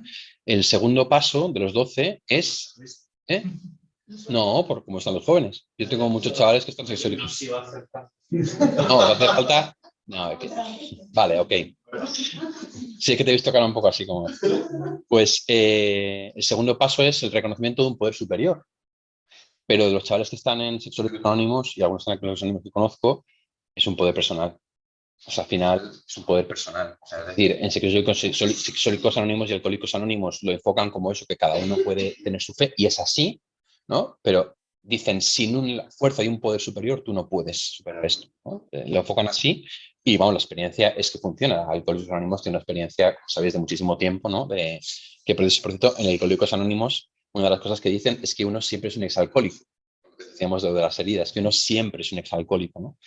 Pero sin ese poder superior no puedo superar mi adicción, ¿no? Entonces, ellos lo tienen muy claro y en ese sentido yo pienso lo mismo. Necesitamos ese poder superior que es a Dios, ese Dios personal, ¿no?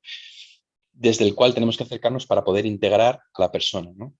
Es verdad, digo aquí, que es necesario que el trabajo terapéutico respete los límites que ponga el cliente o paciente, como os he dicho. Pero creo que hoy en día el mayor riesgo no es meter forzadamente la dimensión espiritual en la terapia, sino más bien excluirla por principio. De hecho, más bien creo que ese puede ser el riesgo de hoy. Un mundo secularizado, un mundo en el que Dios no se tiene presente, en el que la iglesia está mal vista, pues creo que el riesgo o la tentación es mayor es no meter la espiritualidad cuando a lo mejor en algún momento puede ser muy sanadora, ¿no? El camino de sanación espiritual, en mi opinión, tiene 3 vías que deben seguirse simultáneamente, porque sanación espiritual suena bien, pero ¿qué es, no? Entonces, yo creo que hay un triple camino que es muy importante en esa sanación espiritual, que es intelectual, terapéutico y espiritual, ¿no? Que es ahí un poco donde decía eso, que no es que sea lo último desde el punto de vista cronológico, sino ontológico. El intelectual incluye introspección, lectura, análisis de uno mismo, reflexión, ¿no? Ese camino lo puede hacer uno solo, con heridas, también acompañado, con pareja, con amigos, pero creo que es importante, ¿no? Ahí, si nos situamos en una también perspectiva un poco integral de todas las corrientes psicológicas, una parte más cognitivo-conductual, ¿no? El segundo, el terapéutico, necesita de las técnicas de sanación que aportan los buenos terapeutas, los psicólogos, ¿no? Con una buena guía, uno es capaz de llegar a la raíz de sus heridas, a sus carencias básicas, a establecer caminos de sanación y pautas de superación para madurar y dejar definitivamente atrás las crisis no resueltas, ¿no? Que es un poco lo que comentabas tú de no saltarse a la parte espiritual, ¿no? Y en tercer lugar, el tercer camino que pongo aquí es el espiritual, en el que te pones en manos de Dios para que te sane a través de la oración personal, la oración comunitaria, los sacramentos, acompañamiento espiritual o la oración de sanación. La oración de sanación es cuando una persona tiene una herida emocional y entonces le pide a un sacerdote que le imponga las manos y que ore al Señor para que sane esa herida emocional, ¿no? que tiene en su interior, pidiéndole a Dios que el amor de Dios sane esa herida que tiene en el corazón. La oración de sanación es una arma muy poderosa que, pues, por desgracia, no muchos sacerdotes conocen o a veces le ponen un San Benito un poco, ¿no? Pero es una cosa muy bonita. Yo pensaba que estaba unido como a exorcismos. No, son dos cosas distintas. La oración de sanación, hay una instrucción de la Congregación para la Doctrina de la Fe que habla de las oraciones para obtener de Dios la curación, ¿no? Tanto exterior como interior, tanto física como espiritual, ¿no? Y es diferente de los exorcismos. Los exorcismos es otra cosa, ¿no? De hecho, en el bendicional, que es el libro de las bendiciones, por ejemplo, hay una bendición de los enfermos. La unción de enfermos es un sacramento para los enfermos en el que pedimos la sanación del enfermo. Pero fuera de eso hay oración de sanación. Es una oración que hace el sacerdote imponiendo las manos. Sí, si quiere. Se puede hacer 1000 modos. ¿Y es lo mismo que un descanso del espíritu? No tiene nada que ver. No tiene nada que ver. Eso lo dejamos en asterisco por si da tiempo, ¿vale? Una oración de sanación es orar por la sanación de una persona. Puede ir acompañada de imposición de manos o no, según dice la instrucción de la Congregación para la Doctrina de la Fe, ¿no? Puede o no puede, porque la imposición de manos es un gesto para la tradición cristiana que supone, una petición de que venga el Espíritu Santo, ¿no? O sea, no es una transmisión de energías como en el Reiki o en otro tipo de pseudoterapias, ¿no? Sino que es un gesto de petición mucho más antiguo que el Reiki y que todas estas cosas, ¿no? Viene desde antes, desde el Antiguo Testamento, por la imposición de las manos, se pedía al Espíritu Santo, al Ruach de Dios, que fuese a la persona y que la ayudase, ¿no? Y que le consolase, que le diese su fuerza, su gracia. Entonces, la oración de sanación es una oración en la cual tú le pides a Dios que sane las heridas del corazón de la persona, ¿no? Según el documento de la Congregación para la Doctrina de la Fe, lo puede hacer cualquiera, ¿no? Puede hacer cualquiera.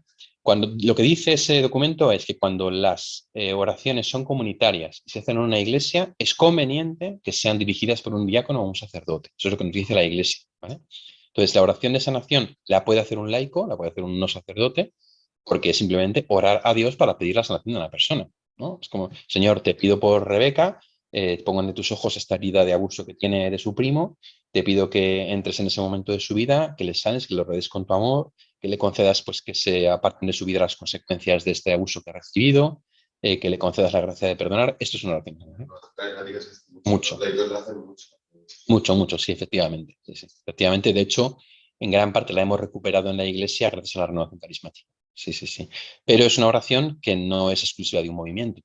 Es una oración, ¿no? Como dice esa instrucción de la Congregación para la Doctrina de la Fe, que es para todos los creyentes, ¿no? Para todos los creyentes podemos orar por la sanación de otro, ¿no?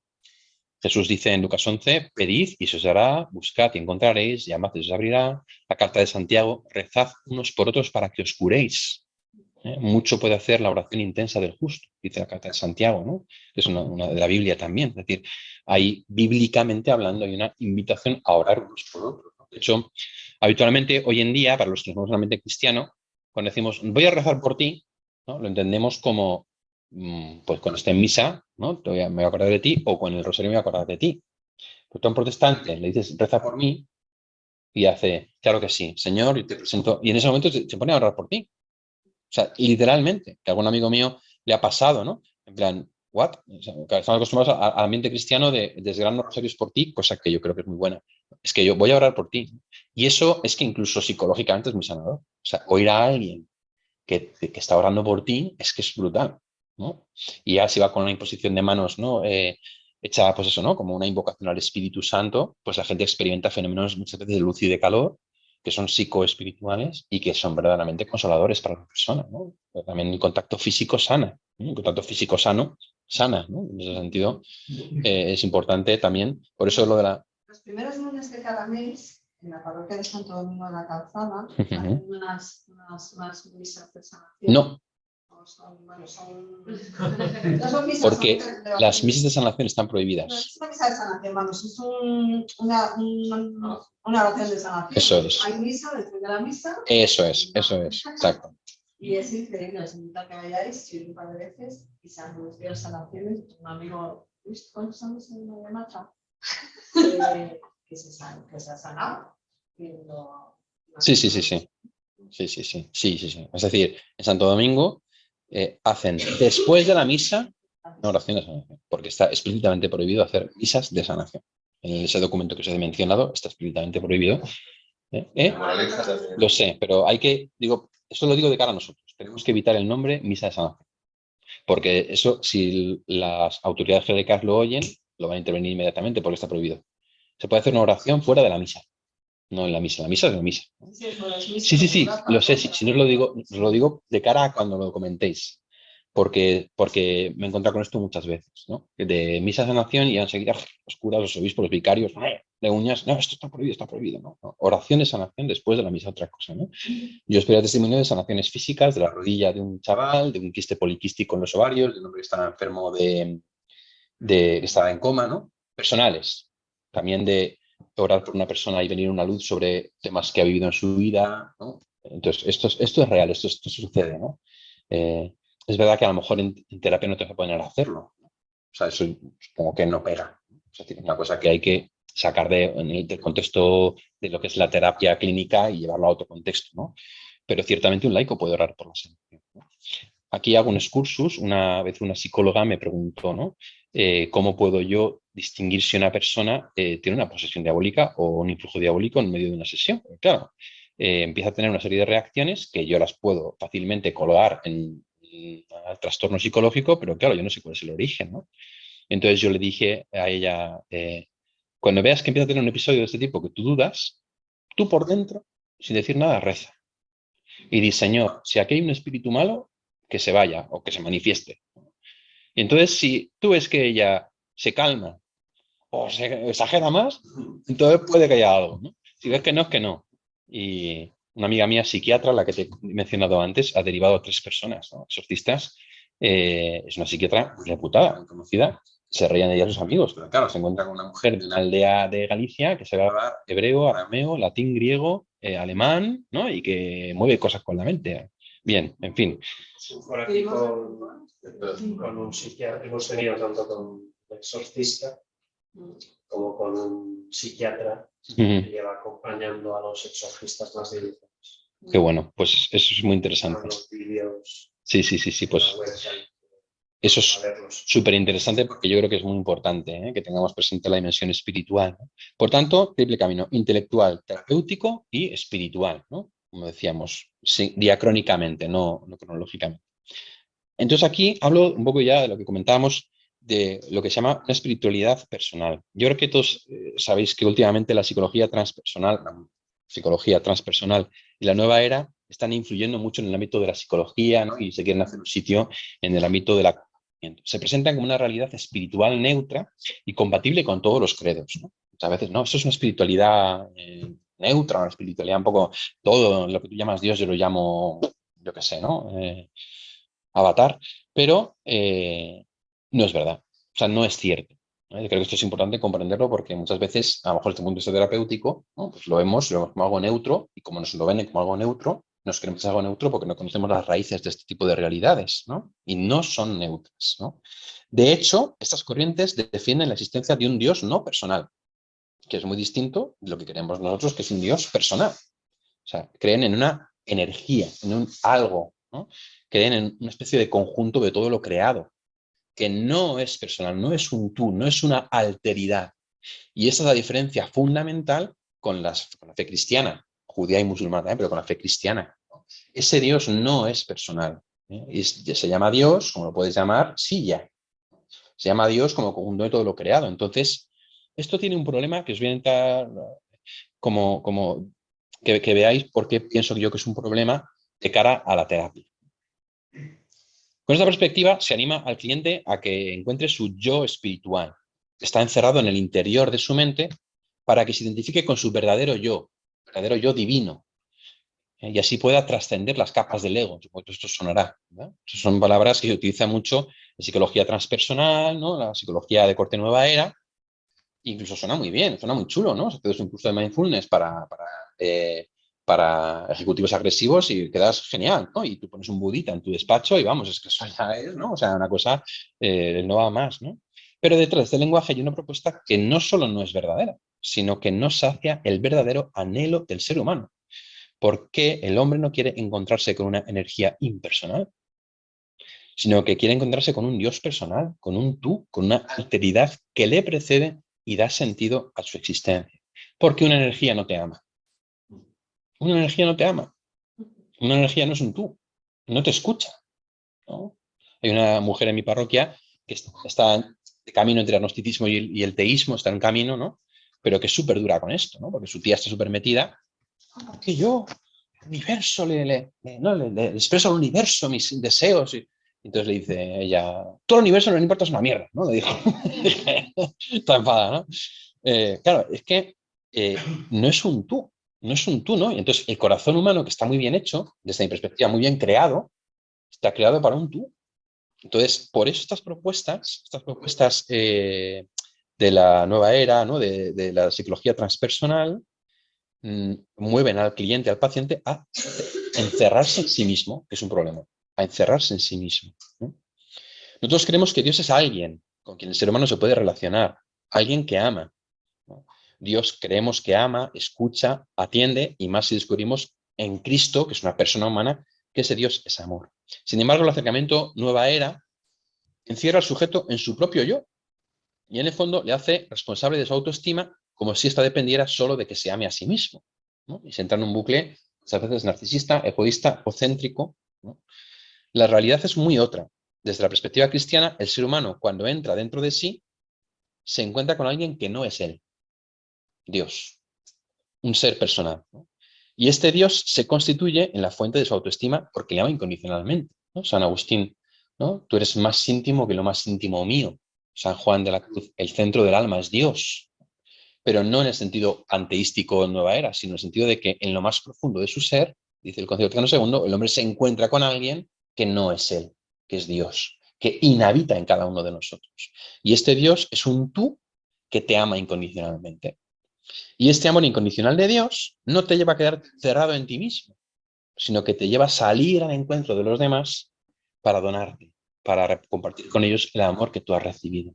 El acercamiento de nueva era te lleva a encerrarte en ti mismo, tu yo personal, mental, divino, identificarte, trascender las capas del yo para hacerte uno con todo, pero en el fondo te encierra en ti mismo, ¿no? Te hace que no te importen los demás, te importe lo que suceda con los demás, es un egocentrismo, una egolatría, ¿no? Que deriva luego en un egoísmo, ¿no? Yo tengo que estar bien, y como yo tengo que estar bien, entonces pues me da igual lo que te pase a ti. Sin embargo, Marco, ¿Claro? yo he conocido como varias personas ya que trabajadas un poco con estos aspectos y que a mí me ha llamado la atención como esa capacidad de tratar bien a los demás. O sea, me sorprende, esto es algo que digo, esta persona y con un poco con esa ideología. Sí. De verdad que he conocido últimamente, pues no sé, desde verano a esta parte, como 3 o 4 personas que me han llamado la atención en ese sentido. Tiene un buen rollito genial y muy hippie, muy bueno. Y de hecho creo que hay mucha gente, ahora luego voy a hablar un poquito del mindfulness, a la que esas cosas le pueden ayudar. Es decir, hay ciertas cosas que pueden ayudar y que son importantes, ¿vale? Es decir, 100% de acuerdo contigo, ¿eh? Lo que pasa es que eso no implica que hayan dado a lo mejor el último paso que tienen que dar, ¿no? Es decir, no se trata de contraponer al de la nueva era que trata bien a la gente con la beata de parroquia que pone a parir a todo lo que cae de un burro. Claro, efectivamente, cogemos estos extremos, ¿con quién nos quedamos? Bueno, porque efectivamente uno puede estar en la verdad y ser un capullo. Con perdón, esto no es muy técnico, pero es verdad, ¿no? Y uno puede estar en una verdad parcial y ser muy nice, ser una persona muy, ¿no? Muy amable, muy... Y eso es verdad, o sea, eso no, yo no lo niego, no lo niego. Incluso no niego que hay personas de esas que son muy filantrópicas también, ¿eh? O sea, que no... Eso es espiritual también, tratar muy bien a los demás. O sea, que no tener ninguna fe, ninguna espiritualidad y tratar muy bien a los También, demás. efectivamente. Y luego, también desde lo de Nueva Era hay una parte que me imagino que en terapia se influye mucho porque ellos tienen mucho el pensamiento de que si visualizas algo va a ser verdad. O sea, se va a hacer realidad. Y al parecer yo he leído casos de gente que ha hecho tratamientos médicos y demás porque con visualizarse sanos ya se van a poder curar. Ahí ese trabajo es vuestro. Es decir, desde el punto de vista de la neurología, de la psicología, el ver en qué medida, ¿no? En qué medida, por ejemplo, los médicos lo dicen con el cáncer, en qué medida la actitud, ¿no? La visualización influye, ¿no? en sanar ciertas conductas patológicas, ¿no? Etc. O sea, eso que tú has dicho es tal cual, o gente que... No es exclusiva de la nueva era. No, es una herramienta terapéutica. Es una herramienta terapéutica, sí. Pero lo que pasa es que lo que yo creo que lo que ella comenta es como desde este enfoque holístico panteísta, como en plan que si tú conectas con tu energía interior y la proyectas fuera, entonces provocas con un cambio de energías que lleva a que se cumpla el secreto. Ese libro es terrible. Entonces, ¿qué pasa ahí? Que la nueva era aprovecha cosas que se sabe que funcionan para dar soporte a lo que ellos defienden. ¿Ves? Todo es energía. Y si tú enfocas tu energía positiva hacia eso, vas a conseguir lo que quieres. A lo mejor un psicólogo te diría, no, es que si tú eres consciente de que de algún modo atraes aquello, ¿no? que en lo que tú te enfocas, si te enfocas a otra cosa, vas a poder atraer eso otro que te estás enfocando porque dejas atrás esto, ¿no? Es decir, no tiene por qué ser la explicación que todo es energía. ¿Ves un poco más o menos por dónde voy? Es decir, la visualización es un fenómeno, es una herramienta terapéutica, una técnica terapéutica que es buena y que de hecho funciona como visualización, como 1000 cosas que funcionan, pero no hay que atribuirles detrás un significado religioso. No es que es no religioso, es que es más, es todavía, es como un diseño de la realidad, ¿no? Mágico, pero incluso más allá, o sea, un diseño de la realidad.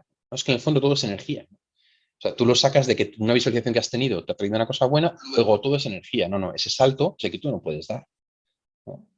Creo que eso es muy importante. Yo estuve hablando con un maestro de acupuntura, su hijo había estudiado medicina en Navarra. Fue una conversación muy interesante, porque claro, yo quiero saber por qué la acupuntura funciona.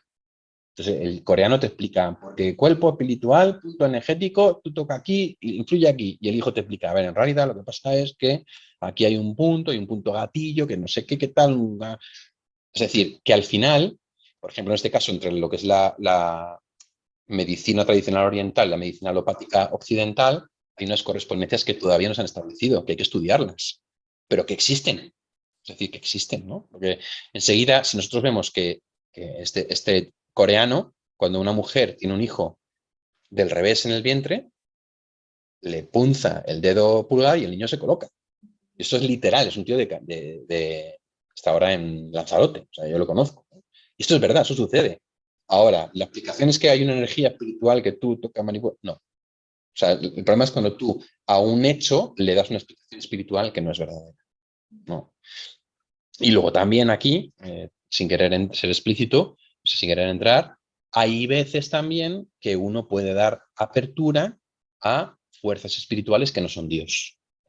Que puede dar apertura a fuerzas espirituales que no son Dios. Y esto es una cosa que hay que tener Con el Reiki. con el Reiki y con muchas otras cosas, ¿no? Con el Reiki pasa muy claramente, eso lo han señalado explícitamente los obispos norteamericanos en una carta, que han dicho, ¿no? O sea, que han dicho ya oficialmente, por así decir, que al hacer Reiki uno se expone a influencias malignas, pero hay otras cosas que también, ¿no? O sea, que no se han dicho, pero que también, ¿no? Y conozco casos pues personales de eso también, ¿no? Entonces, bueno, no quiere decir que todo lo que funciona sea el demonio. No hay que caer tampoco en el extremo, ¿no? Pero tampoco quiere decir que todo lo que funciona es porque lo que le dice la nueva era es verdad. Siempre hay que encontrar como ese punto, ¿no? Entonces, el esquema sería un trabajo integral para unificar las dimensiones del ser, hacer un trabajo espiritual que lleva a mirarse con la mirada de Dios, a amarse incondicionalmente como Él lo hace, y que te lleva a la sanación de las heridas para que así saliendo de ti puedas amar a los demás, ¿no? Y de manera que la herida se convierta en una fuente de amor hacia la persona precisamente porque la herida ha sido sanada, ¿no? La nueva era, la espiritualidad vacía de las energías y del yoísmo egocéntrico, muchas veces se lo lleva a una sociedad como la que vemos, cada vez más egoísta, ¿no? Y muchas veces a un cierto narcisismo. En ese sentido, sobre el mindfulness, muy rápidamente, el mindfulness es una práctica que en sí misma no tiene por qué ser religiosa, es lo que es simplemente la conciencia del momento presente. San Pablo, de hecho, menciona algo muy parecido en una de sus cartas, lo menciona aquí, ¿no? Sed conscientes del momento presente, dice San Pablo, ¿no? Lo suelen traducir en la liturgia como daos cuenta del momento en que vivís, pero en realidad, etimológicamente, es sed conscientes del momento presente. Es algo muy bueno, no tiene nada de malo, ¿no? El poder hacer un ejercicio en el que yo pues tomo conciencia de mi cuerpo, de mis piernas, del peso de mi cuerpo, de mi mente, en el que me concentro en el presente y en el que no presento otras cosas, es algo que es bueno, no es malo en sí mismo. Pero es que hay gente que piensa que eso es la panacea de la espiritualidad. No, eso es el aperitivo, ¿no? O sea, hay un documento de la Congregación de la Fe que se llama Oraciones Formas, que habla de esto y que dice, eso está muy bien y puede ser muy bueno como un prolegómeno de la oración, pero no sustituye a la oración. ¿Por qué? Porque la oración es un encuentro con un tú, ¿no? Es decir, yo puedo comenzar mi oración haciendo mindfulness o relajación o percepción consciente o como lo queráis llamar, ¿okay? Para poder estar aquí y ahora y dejar las solicitudes de la vida, del pasado, del presente, del futuro, no sé qué, y desde ahí salir para encontrarme con un tú, ¿vale? Entonces, el mindfulness en sí no es una forma espiritual. Hay algunos católicos, hay un libro en inglés que se llama Mindfulness and Catholicism, que es verdad que quien lo escribe es súper contrario al mindfulness y subraya sobre todo las raíces que tiene el budismo tibetano. Entonces, pues te dice que es totalmente incompatible con la fe. Puedes coger eso simplemente como la percepción consciente, como el ser consciente del momento presente, con una técnica de relajación o un modo de vivir en el presente, que en sí no tiene nada de malo, pero no es espiritualidad. O sea, es simplemente una técnica psicofísica, ¿vale? Ya muy rápido porque no quiero... el último punto es perdonarse a sí mismo, ¿no? Una de las cosas más difíciles que encontramos es perdonarnos a nosotros mismos. Y yo creo que en el acompañamiento lo encontramos con frecuencia. Lo fuerte de este amor incondicional de Dios es que es también fuente de perdón incondicional. Nosotros creemos que Dios perdona todo, ¿no? Dice el Papa Francisco, no hay ningún pecado que no alcance la misericordia de Dios allí donde encuentra un corazón arrepentido y dispuesto a reconciliarse con el Padre, ¿no? Es decir, realmente nosotros creemos que Dios es misericordia Y entonces, cuando uno tiene una fe bien puesta, se sabe objetivamente perdonado. Se sabe objetivamente perdonado. Esto no significa que inmediatamente uno se perdone a sí mismo, o que perdone a los demás, o que esté dispuesto a perdonarles. Pero sí que es cierto que el perdón de Dios es un camino privilegiado para poder perdonar a otros y a nosotros mismos. Yo recuerdo en una asamblea de la Renovación Carismática que salían a dar testimonios al final, que salió un hombre que venía con una monja, que venían de la cárcel, una monja que traía presos a los que les permitían salir de vez en cuando, y entonces salió a dar un testimonio el tío y contó que mató a su padre, ¿no? Dice, y yo me he confesado de esto un montón de veces, pero hoy por primera vez he sentido que Dios me ha permitido perdonarme a mí mismo por haber hecho esto, ¿no? Y el tío lloraba a lágrima viva en el estrado. Hoy por primera vez he sentido que Dios me ha concedido perdonarme a mí mismo. Imagínate perdonarte eso, ¿no? O sea, es decir, y el tío lo decía, yo sé que Dios me ha perdonado, yo sabía que Dios me había perdonado, pero yo no me perdonaba, ¿no? Sin embargo, el perdón de Dios se convierte en un momento dado en un proceso, no automáticamente, en una fuente que te permite perdonar, estar dispuesto a perdonar y perdonarte, ¿no? Y eso es algo hermoso. Nosotros predicamos, los cristianos, un perdón objetivo. Dios ha pagado un precio por nosotros. La cruz de Cristo, la sangre de Cristo, y por tanto, cuando nos arrepentimos y pedimos perdón, Dios nos perdona. Si estamos llamados a amarnos como Él nos ama, estamos llamados a perdonarnos como Él nos perdona. Es una consecuencia lógica y espiritual, ¿no? Es muy importante que hagamos ver a aquellos a los que acompañamos, sobre todo si son creyentes, que si Dios les ha perdonado, también ellos deben hacer lo mismo, pues deben quererse como Dios les quiere. En mi experiencia, el perdón recibido de Dios ha sido el detonante para que muchas personas puedan perdonar a otros o a sí mismos. Y el primero, por supuesto, yo. Hay una cosa que creo que todos conocéis, pero quizás es bueno poner el nombre. Quien no perdona está atado. Quien no perdona está vinculado. ¿Eh? Está atado a la persona hacia la que siente el rencor. Y tú puedes estar un día chufadísimo con una persona que ni se acuerda de ti. Y no está pensando en ti. Se está a su bola.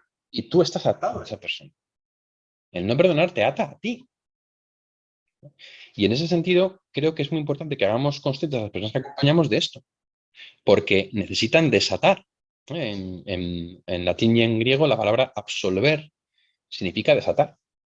La palabra perdonar etimológicamente es desatar. Es decir, se reconoce que uno está atado por el rencor, atado por el no. Entonces es necesario desatar, perdonar, para poder ser libre. Por eso muchas personas que acompañamos no acaban de sanar, porque no son capaces o de perdonar o de perdonarse. Entonces hay siempre una atadura, ¿no? El amor incondicional de Dios es también fuente incondicional de perdón, que podemos transmitir a aquellos que acompañamos. Dios no dice que da igual lo que has hecho. Eso es una estupidez, ¿eh? O sea, el pecado tiene sus consecuencias, ¿no? Es como si por una violación, ¿no? Dejas embarazada a una persona y luego te confiesas y ahora que ahora el niño va a desaparecer. No, o sea, las consecuencias del pecado permanecen, ¿eh? Entonces no es un Dios de algodón de azúcar, ¿no? Así acaramelado, no pasa nada, no importa, que por desgracia a veces los propios sacerdotes hemos presentado a Dios como un señor viejo con barba blanca a la que le da igual todo. Eso no es cierto. Y de hecho no es leal con la realidad, porque el pecado tiene consecuencias. Y las consecuencias hay que aceptarlas, ¿no? Pero nosotros también tenemos que comprender que con el perdón humano, perdonar no es hacer ver que no ha pasado nada y volver a lo de antes. Y perdonarse a sí mismo no hace que desaparezcan las consecuencias de los actos. Creo que esto es muy importante tenerlo en cuenta. Pero sí disuelve las ataduras de la culpabilidad, de la vergüenza, del rencor y del odio, sin lo cual yo creo que la sanación no es posible. Es decir, cuando uno experimenta el amor incondicional de Dios que te perdona, te va capacitando para perdonarte y te va capacitando para perdonar. Y en ese perdón no es un no pasa nada. Hay veces que hay gente a la que se le puede querer solo en la distancia. Alguien que te ha herido muchas veces, tú puedes perdonarle, pero necesitas una distancia porque si no te sigue hiriendo, ¿no? Pero es verdad que el desatarse de eso, yo veo que Dios lo facilita, ¿vale? Conclusión, yo pienso que psicología y espiritualidad pueden y deben caminar de la mano, ¿no? En nuestro mundo secularizado, cada vez menos gente ve en la fe una solución y, sin embargo, en mi experiencia, es la solución, ¿no? Y yo creo que cuando un camino es solo terapéutico desde el punto de vista psicológico, se queda cojo, ¿no? Y por eso quizá es tiempo de que, igual que los sacerdotes, contamos con psicólogos para activarles casos de personas que tienen problemas y trastornos, también creo que es tiempo de que los psicólogos cuenten con este arma poderosa que Dios nos ha dado, ¿no? La auténtica espiritualidad, ¿vale? Muy bien, no sé si tenéis pero no. Una apunte de... Yo que sé, el otro día estaba con una amiga que me dijo, es que los americanos son expertos en hacer paquetitos y venderlos, son las máquinas. Entonces, John Kabat-Zinn, que es como el que trajo el tema de es máquina, no dice nada. Entonces, siempre me acuerdo de una conversación que tuvo con mi director espiritual, que es otro tema mayor, que es misionero en Argentina, lo sabe conocer, que un día me dice, ¿cómo descansas? Me estoy viendo, no sé. Y le dice, pues, ¿y cómo? ¿Qué es eso? O sea, ¿cómo que descanso? Y dice, sí, yo pongo toda mi atención en lo que estoy haciendo y ese es mi descanso. Y le dice, coño, eso es el mindfulness. Y dice, es que el mindfulness es lo más cristiano que hay. O sea, lo que han venido a llamar mindfulness, o sea, que tu atención se centre en la persona con la que estás, en lo que estás viendo, eso es muy cristiano. Totalmente. Lo que pasa es que le han puesto un paquetito Y lo han vendido. Y nosotros nos hemos olvidado. Claro. Nosotros hemos vendido ese altruismo malentendido de, ¿no? Sufre. Y ciertamente el Señor no quiere que suframos. El sufrimiento es inevitable. Hay que asumirlo, aceptarlo y ofrecerlo, ¿no? Pero es verdad que es como un poco, ¿no? Negativismo, sal, sufre. Y eso no es la esencia del cristianismo. Mateo, en el capítulo 6 o 5, dice, no os preocupéis por el mañana. ¿No? Mirad las hierbas del campo. Ni trabajan, ni hilan, ni se afanan, y sin embargo, ni Salomón en todo su esplendor se vistió como una de ellas. Pues si Dios cuida así a la hierba del campo, que hoy está ahí, mañana se quema, o sea, ¿cómo nos cuidará más a vosotros? No os angustiéis por el mañana que vais a comer o que vais a vestir. En el fondo es eso. O sea, Jesús ya estaba diciendo en el Evangelio, eso dice el presente, ¿no? Desde una perspectiva espiritual, porque Dios cuida de ti, ¿no? Pero es verdad que eso es algo que yo sí que creo que es genuinamente cristiano. San Ignacio de Loyola, ¿no? A lo mejor algunos se escandaliza, pero desde mi perspectiva, él es el padre de la psicología y no Freud, pero bueno. San Ignacio de Loyola, en los ejercicios espirituales, habla de la oración por compás, ¿no? ¿Qué es la oración con la respiración? Orar con la respiración, con una ejaculatoria. Y en Oriente, la oración del corazón o el sicasmo, lo mismo, ¿no? Compasar el corazón y la conciencia del cuerpo con la oración. O sea, esto es más viejo que, ¿no?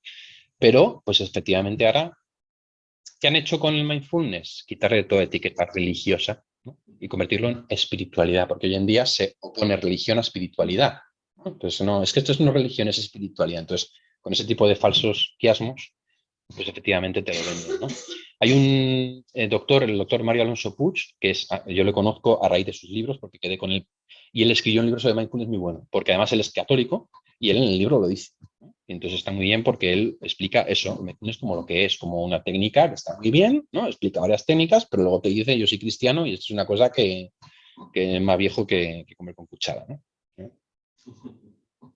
Hay una expresión que a ver si la puedes explicar mejor o cómo te parece que las personas pueden acceder a ella.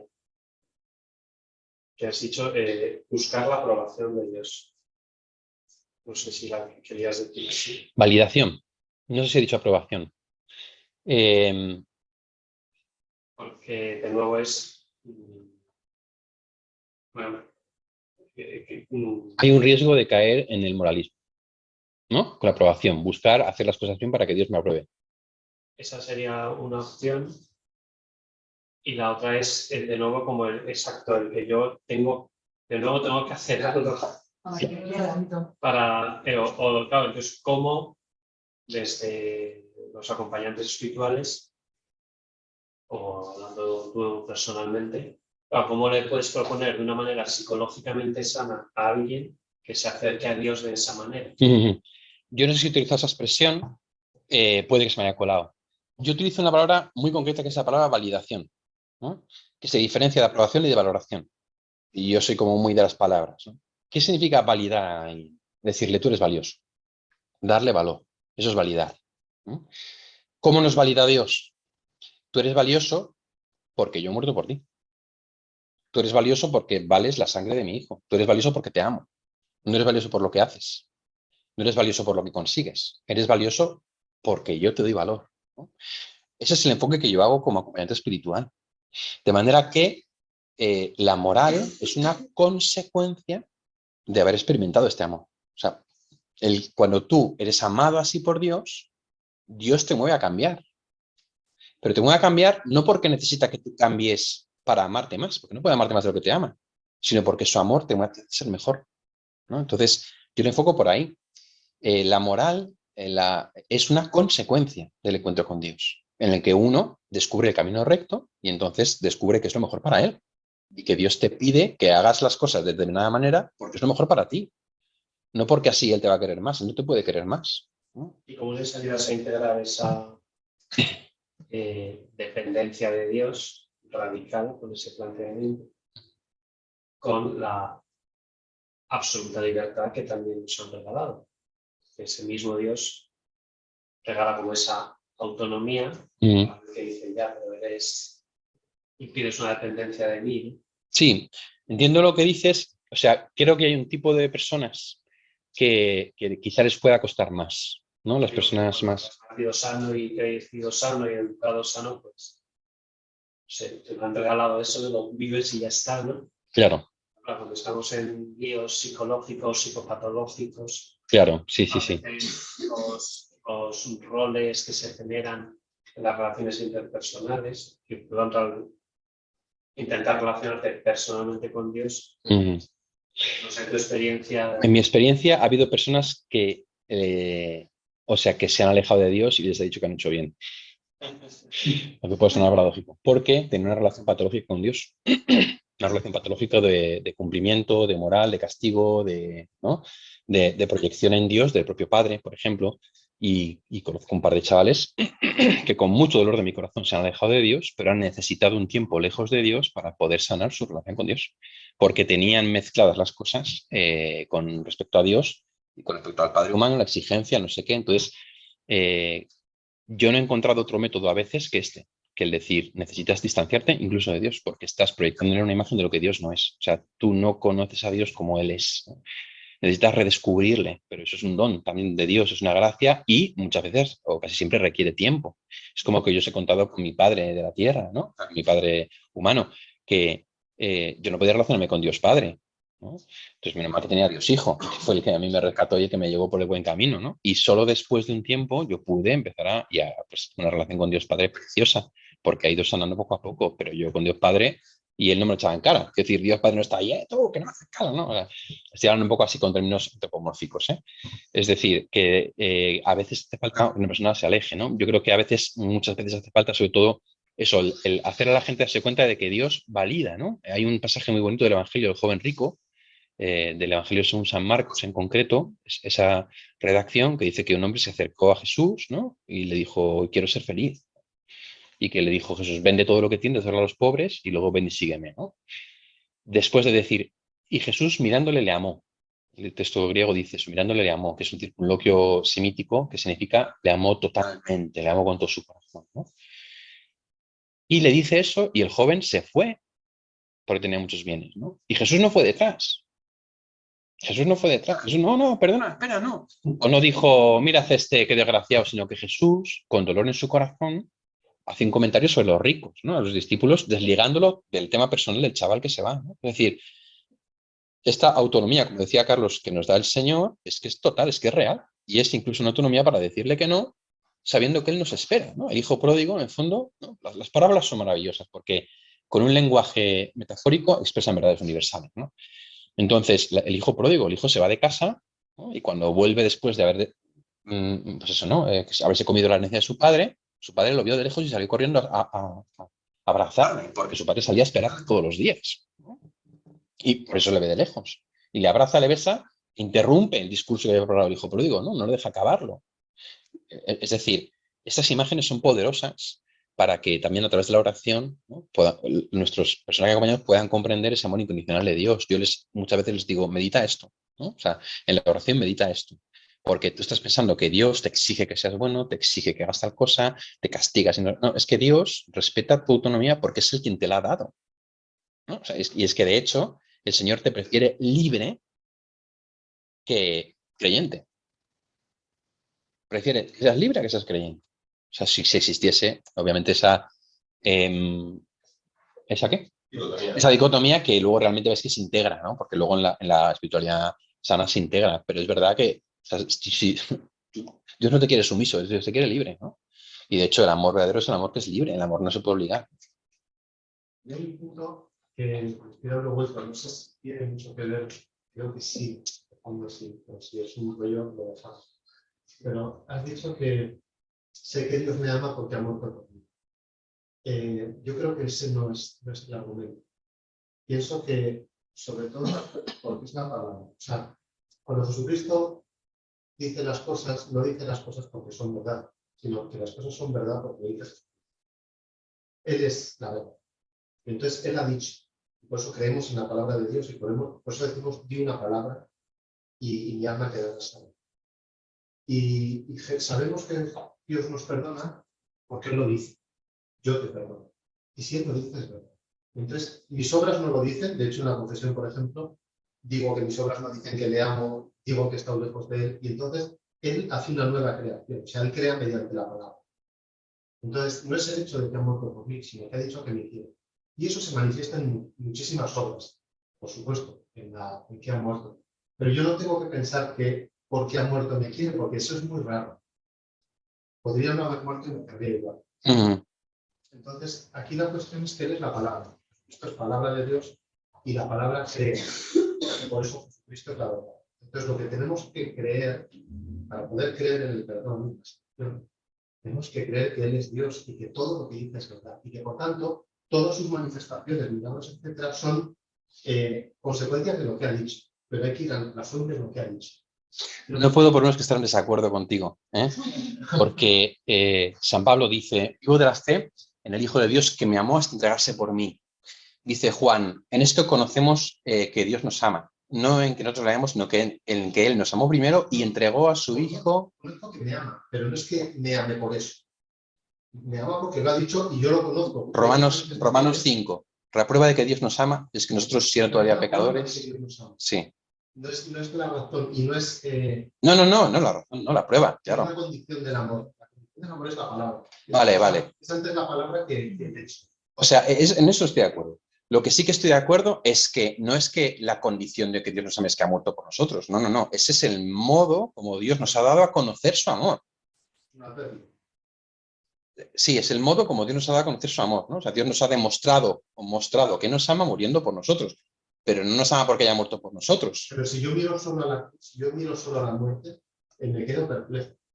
Sin explicación, sí. Si no hay una palabra previa. O sea, intrínsecamente unidos. Yo pienso que van intrínsecamente unidos. Es decir, que una cruz sin explicación, ¿no? Es como Eugenio Zolli. Eugenio Zolli, el gran rabino de Roma durante la Segunda Guerra Mundial, ¿no? Él cuenta que de pequeño, en un mundo cristiano, veía una cruz en un sitio y dice, ¿qué es eso? ¿Qué hace un tío clavado ahí? Bueno, no sabía quién era Jesucristo, ¿no? En los círculos judíos se ignora sistemáticamente la figura de Cristo. ¿Qué hace un tío ahí clavado en una cruz? ¿No? Y se lo pregunta a la gente, a sus compañeros de clase, ¿esto qué es? Tío ahí clavado en la cruz, ¿no? Y entonces sus compañeros le decían, eso es el Hijo de Dios que ha muerto por nosotros, ¿no? Entonces en su mente de niño judío su cabeza petaba. ¿Cómo? ¿Qué es esto, no? Entonces, luego él estudiando Isaías 53, que es una prefiguración de la muerte de Cristo, y viendo la actitud de Pío XII con los judíos, se convierte. Entonces se bautiza, deja el judaísmo, se hace cristiano y se pone el nombre de Eugenio por el Papa Eugenio, ¿no? Por Pío XII. Entonces, el signo en sí mismo no le dice nada. Tiene que ser el signo con la palabra, pero no necesariamente previa. O sea, es decir, creer por la palabra, entiendo lo que quieres decir, por la palabra performativa de Dios, y tiene su sentido, pero lo cierto es que Dios nos ha mostrado con obras que nos ama, ¿no? O sea, no solo con palabras, sino con palabras y obras. Sí. No digo que la cruz solo. Lo que pasa es que pienso que la mirada tiene que ir al fondo. Sí. Porque quizá la cruz la puerta de entrada y luego llegas a parar. O sea, para algunas cosas hay puerta, ¿no? Puede ser, o sea, yo creo que estoy de acuerdo. Sí, yo no veo la discordancia. Yo no veo la discordancia, pero puede que... Puede ser que alguna cosa entre a través de la cruz y luego ya encuentre la palabra. La cruz es sacramental. Lo veo como, igual que para la Eucaristía la condición es que el pan sea pan. Pero sin la palabra, el pan solo sería pan. Exacto. El pan no llegaría a... Eso es. Entonces, si no hubiera habido una voluntariedad, una palabra, un sí de Cristo a la cruz, si no hubiera sido sacerdote, si a Cristo en lugar de morir le hubieran matado, si no hubiera hecho un sacrificio, si no hubiera habido una voluntariedad, entonces Eso sería una ejecución, no sería un sacrificio. Sí. Entonces, de hecho, el Viernes Santo sin el Jueves Santo no tiene sentido. Claro, las palabras llenan de sentido el hecho. Eso es cierto. Y Jesús dice, mi carne que será entregada por vosotros. O sea, da un significado sacrificial a su muerte. O en Juan 10, nadie me quita la vida, sino que yo la doy voluntariamente. Ese es, bueno, a mí me parece que esa es la razón, o ese es el lugar del encuentro. Porque sí, la cruz es escandaloso. Sí, 100%. Hay gente que mira la cruz y es escandaloso como vida, porque es lo que tú decías antes, porque si no parece que el sufrimiento es bueno y además me lo manda Dios, manda narices. ¿Qué padre manda su sufrimiento? Total. Y Dios Padre tampoco le manda su sufrimiento. Esto es como lo del precio, a mí el precio tampoco, aunque sé que lo dice Pablo, la interpretación del precio me gusta más la verdad, sino, ¿no? Es otra cuestión, es una cuestión de solidaridad. Bueno, habría mucho que hablar. Habría mucho que hablar, pero vamos, yo creo que en esencia, efectivamente, el gesto sin la palabra no tiene valor y la palabra sin el gesto no tiene valor. O sea, son palabras y hechos intrínsecamente entre sí unidos, ¿no? Es decir, si a ti te aparece Dios y te dice que te quiere, tú le puedes creer. Y entonces puede ser una aparición que realmente te transforme, ¿no? Si tú tienes experiencia de que Dios te dice te quiero y he muerto por ti y así te demuestro que te quiero, ¿no? O sea, es decir, es mucho más fuerte, ¿no? En el pregón pascual que rezamos en la liturgia decimos feliz la culpa que mereció tal redentor, en la que la liturgia, no es la palabra, pero la liturgia expresa en el fondo esto, es decir, o sea, si no hubiéramos pecado, no habríamos sabido hasta dónde estaba dispuesto a llegar a Dios por amor a nosotros, ¿no? Haciendo un poco un salto. Para comprender a Dios y tener un encuentro con Él, por ejemplo, cuando el Evangelio en la misa que se besa es la palabra de Dios, que no es un texto, no es un libro, es una buena noticia. Y lo mismo en lo que decía en la confesión, ¿no? La absolución no es una fórmula mágica, sino que es una palabra de Cristo que hace una nueva creación. Entonces, Yo voy a ser un poco pesado. Es una palabra acompañada de un gesto. La extensión de la mano derecha sobre la cabeza del penitente y trazar el signo de la cruz diciendo el signo de la absolución. La absolución no se puede hacer sin el gesto de la cruz. Si te fijas, todo lo que es de la Iglesia, todo lo sacramental, tanto sacramentos como sacramentales, son gestos y palabras. Sí. Siempre. Entonces, supongo que estamos hablando de lo mismo, pero es que yo me resisto, porque es verdad que bueno, por lo que sea, por influencia a lo mejor del protestantismo, ¿no? Que al final son las palabras un poco separadas de los actos o de los gestos, ¿no? Bueno, no sé si alguien más. No sé si alguien de los que están online quiere preguntar algo. Creo que se han desconectado todos. Tal vez alguno que No. no Zamorano, pero no sé si le conoces. ¿Quién? Alfonso Zamorano, también es sacerdote. Hasta la primera parte y estuvo aquí en el foro de ponente. Ah, qué bueno. Acompañamiento, medidas, buen abuso. Qué duro. Sí. Pues no sé si alguno de los ausentes tiene alguna pregunta. No sé. A mí me ha gustado mucho una cosa que has dicho de esto último, de lo del perdón, que me ha dado como una luna en lo de cuando no perdonas estás atado, ¿no? Que esto siempre lo había pensado y tal, ¿no? Pero como estabas hablando del perdón a uno mismo, me ha llamado la atención y se me ha ido un poco la mente a esa actitud muchas veces que es como muy egocéntrica, ¿no? Y no sé, como mirarme un poco desde ese plano, ¿no? O sea, me ha dado un poco de decir, a lo mejor esta persona necesita perdonarse en ciertas cosas, ¿no?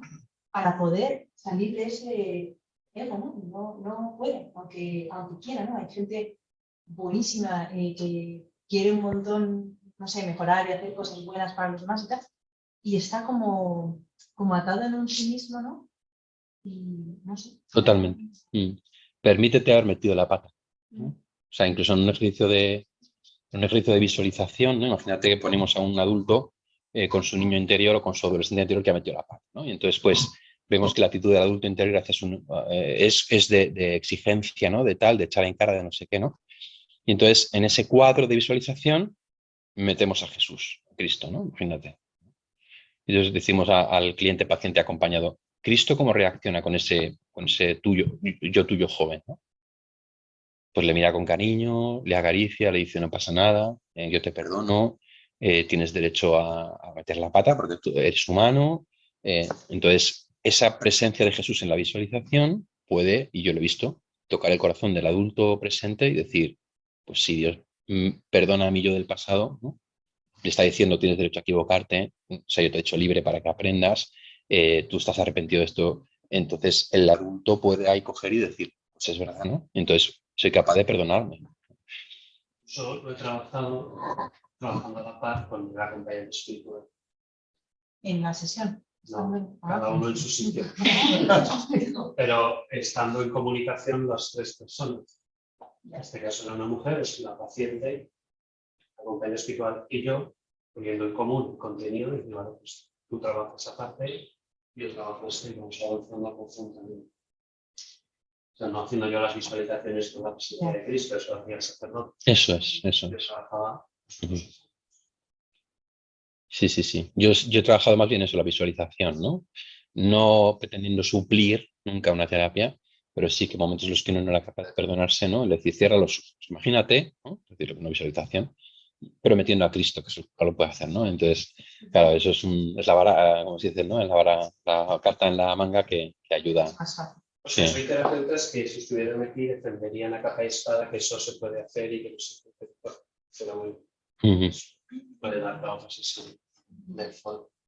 Cada cosa en su lugar ayuda. Sí. Muy Pues bien. si es unas 9 en punto, pues ya Muy bien. terminamos. Pues nada, muchísimas gracias.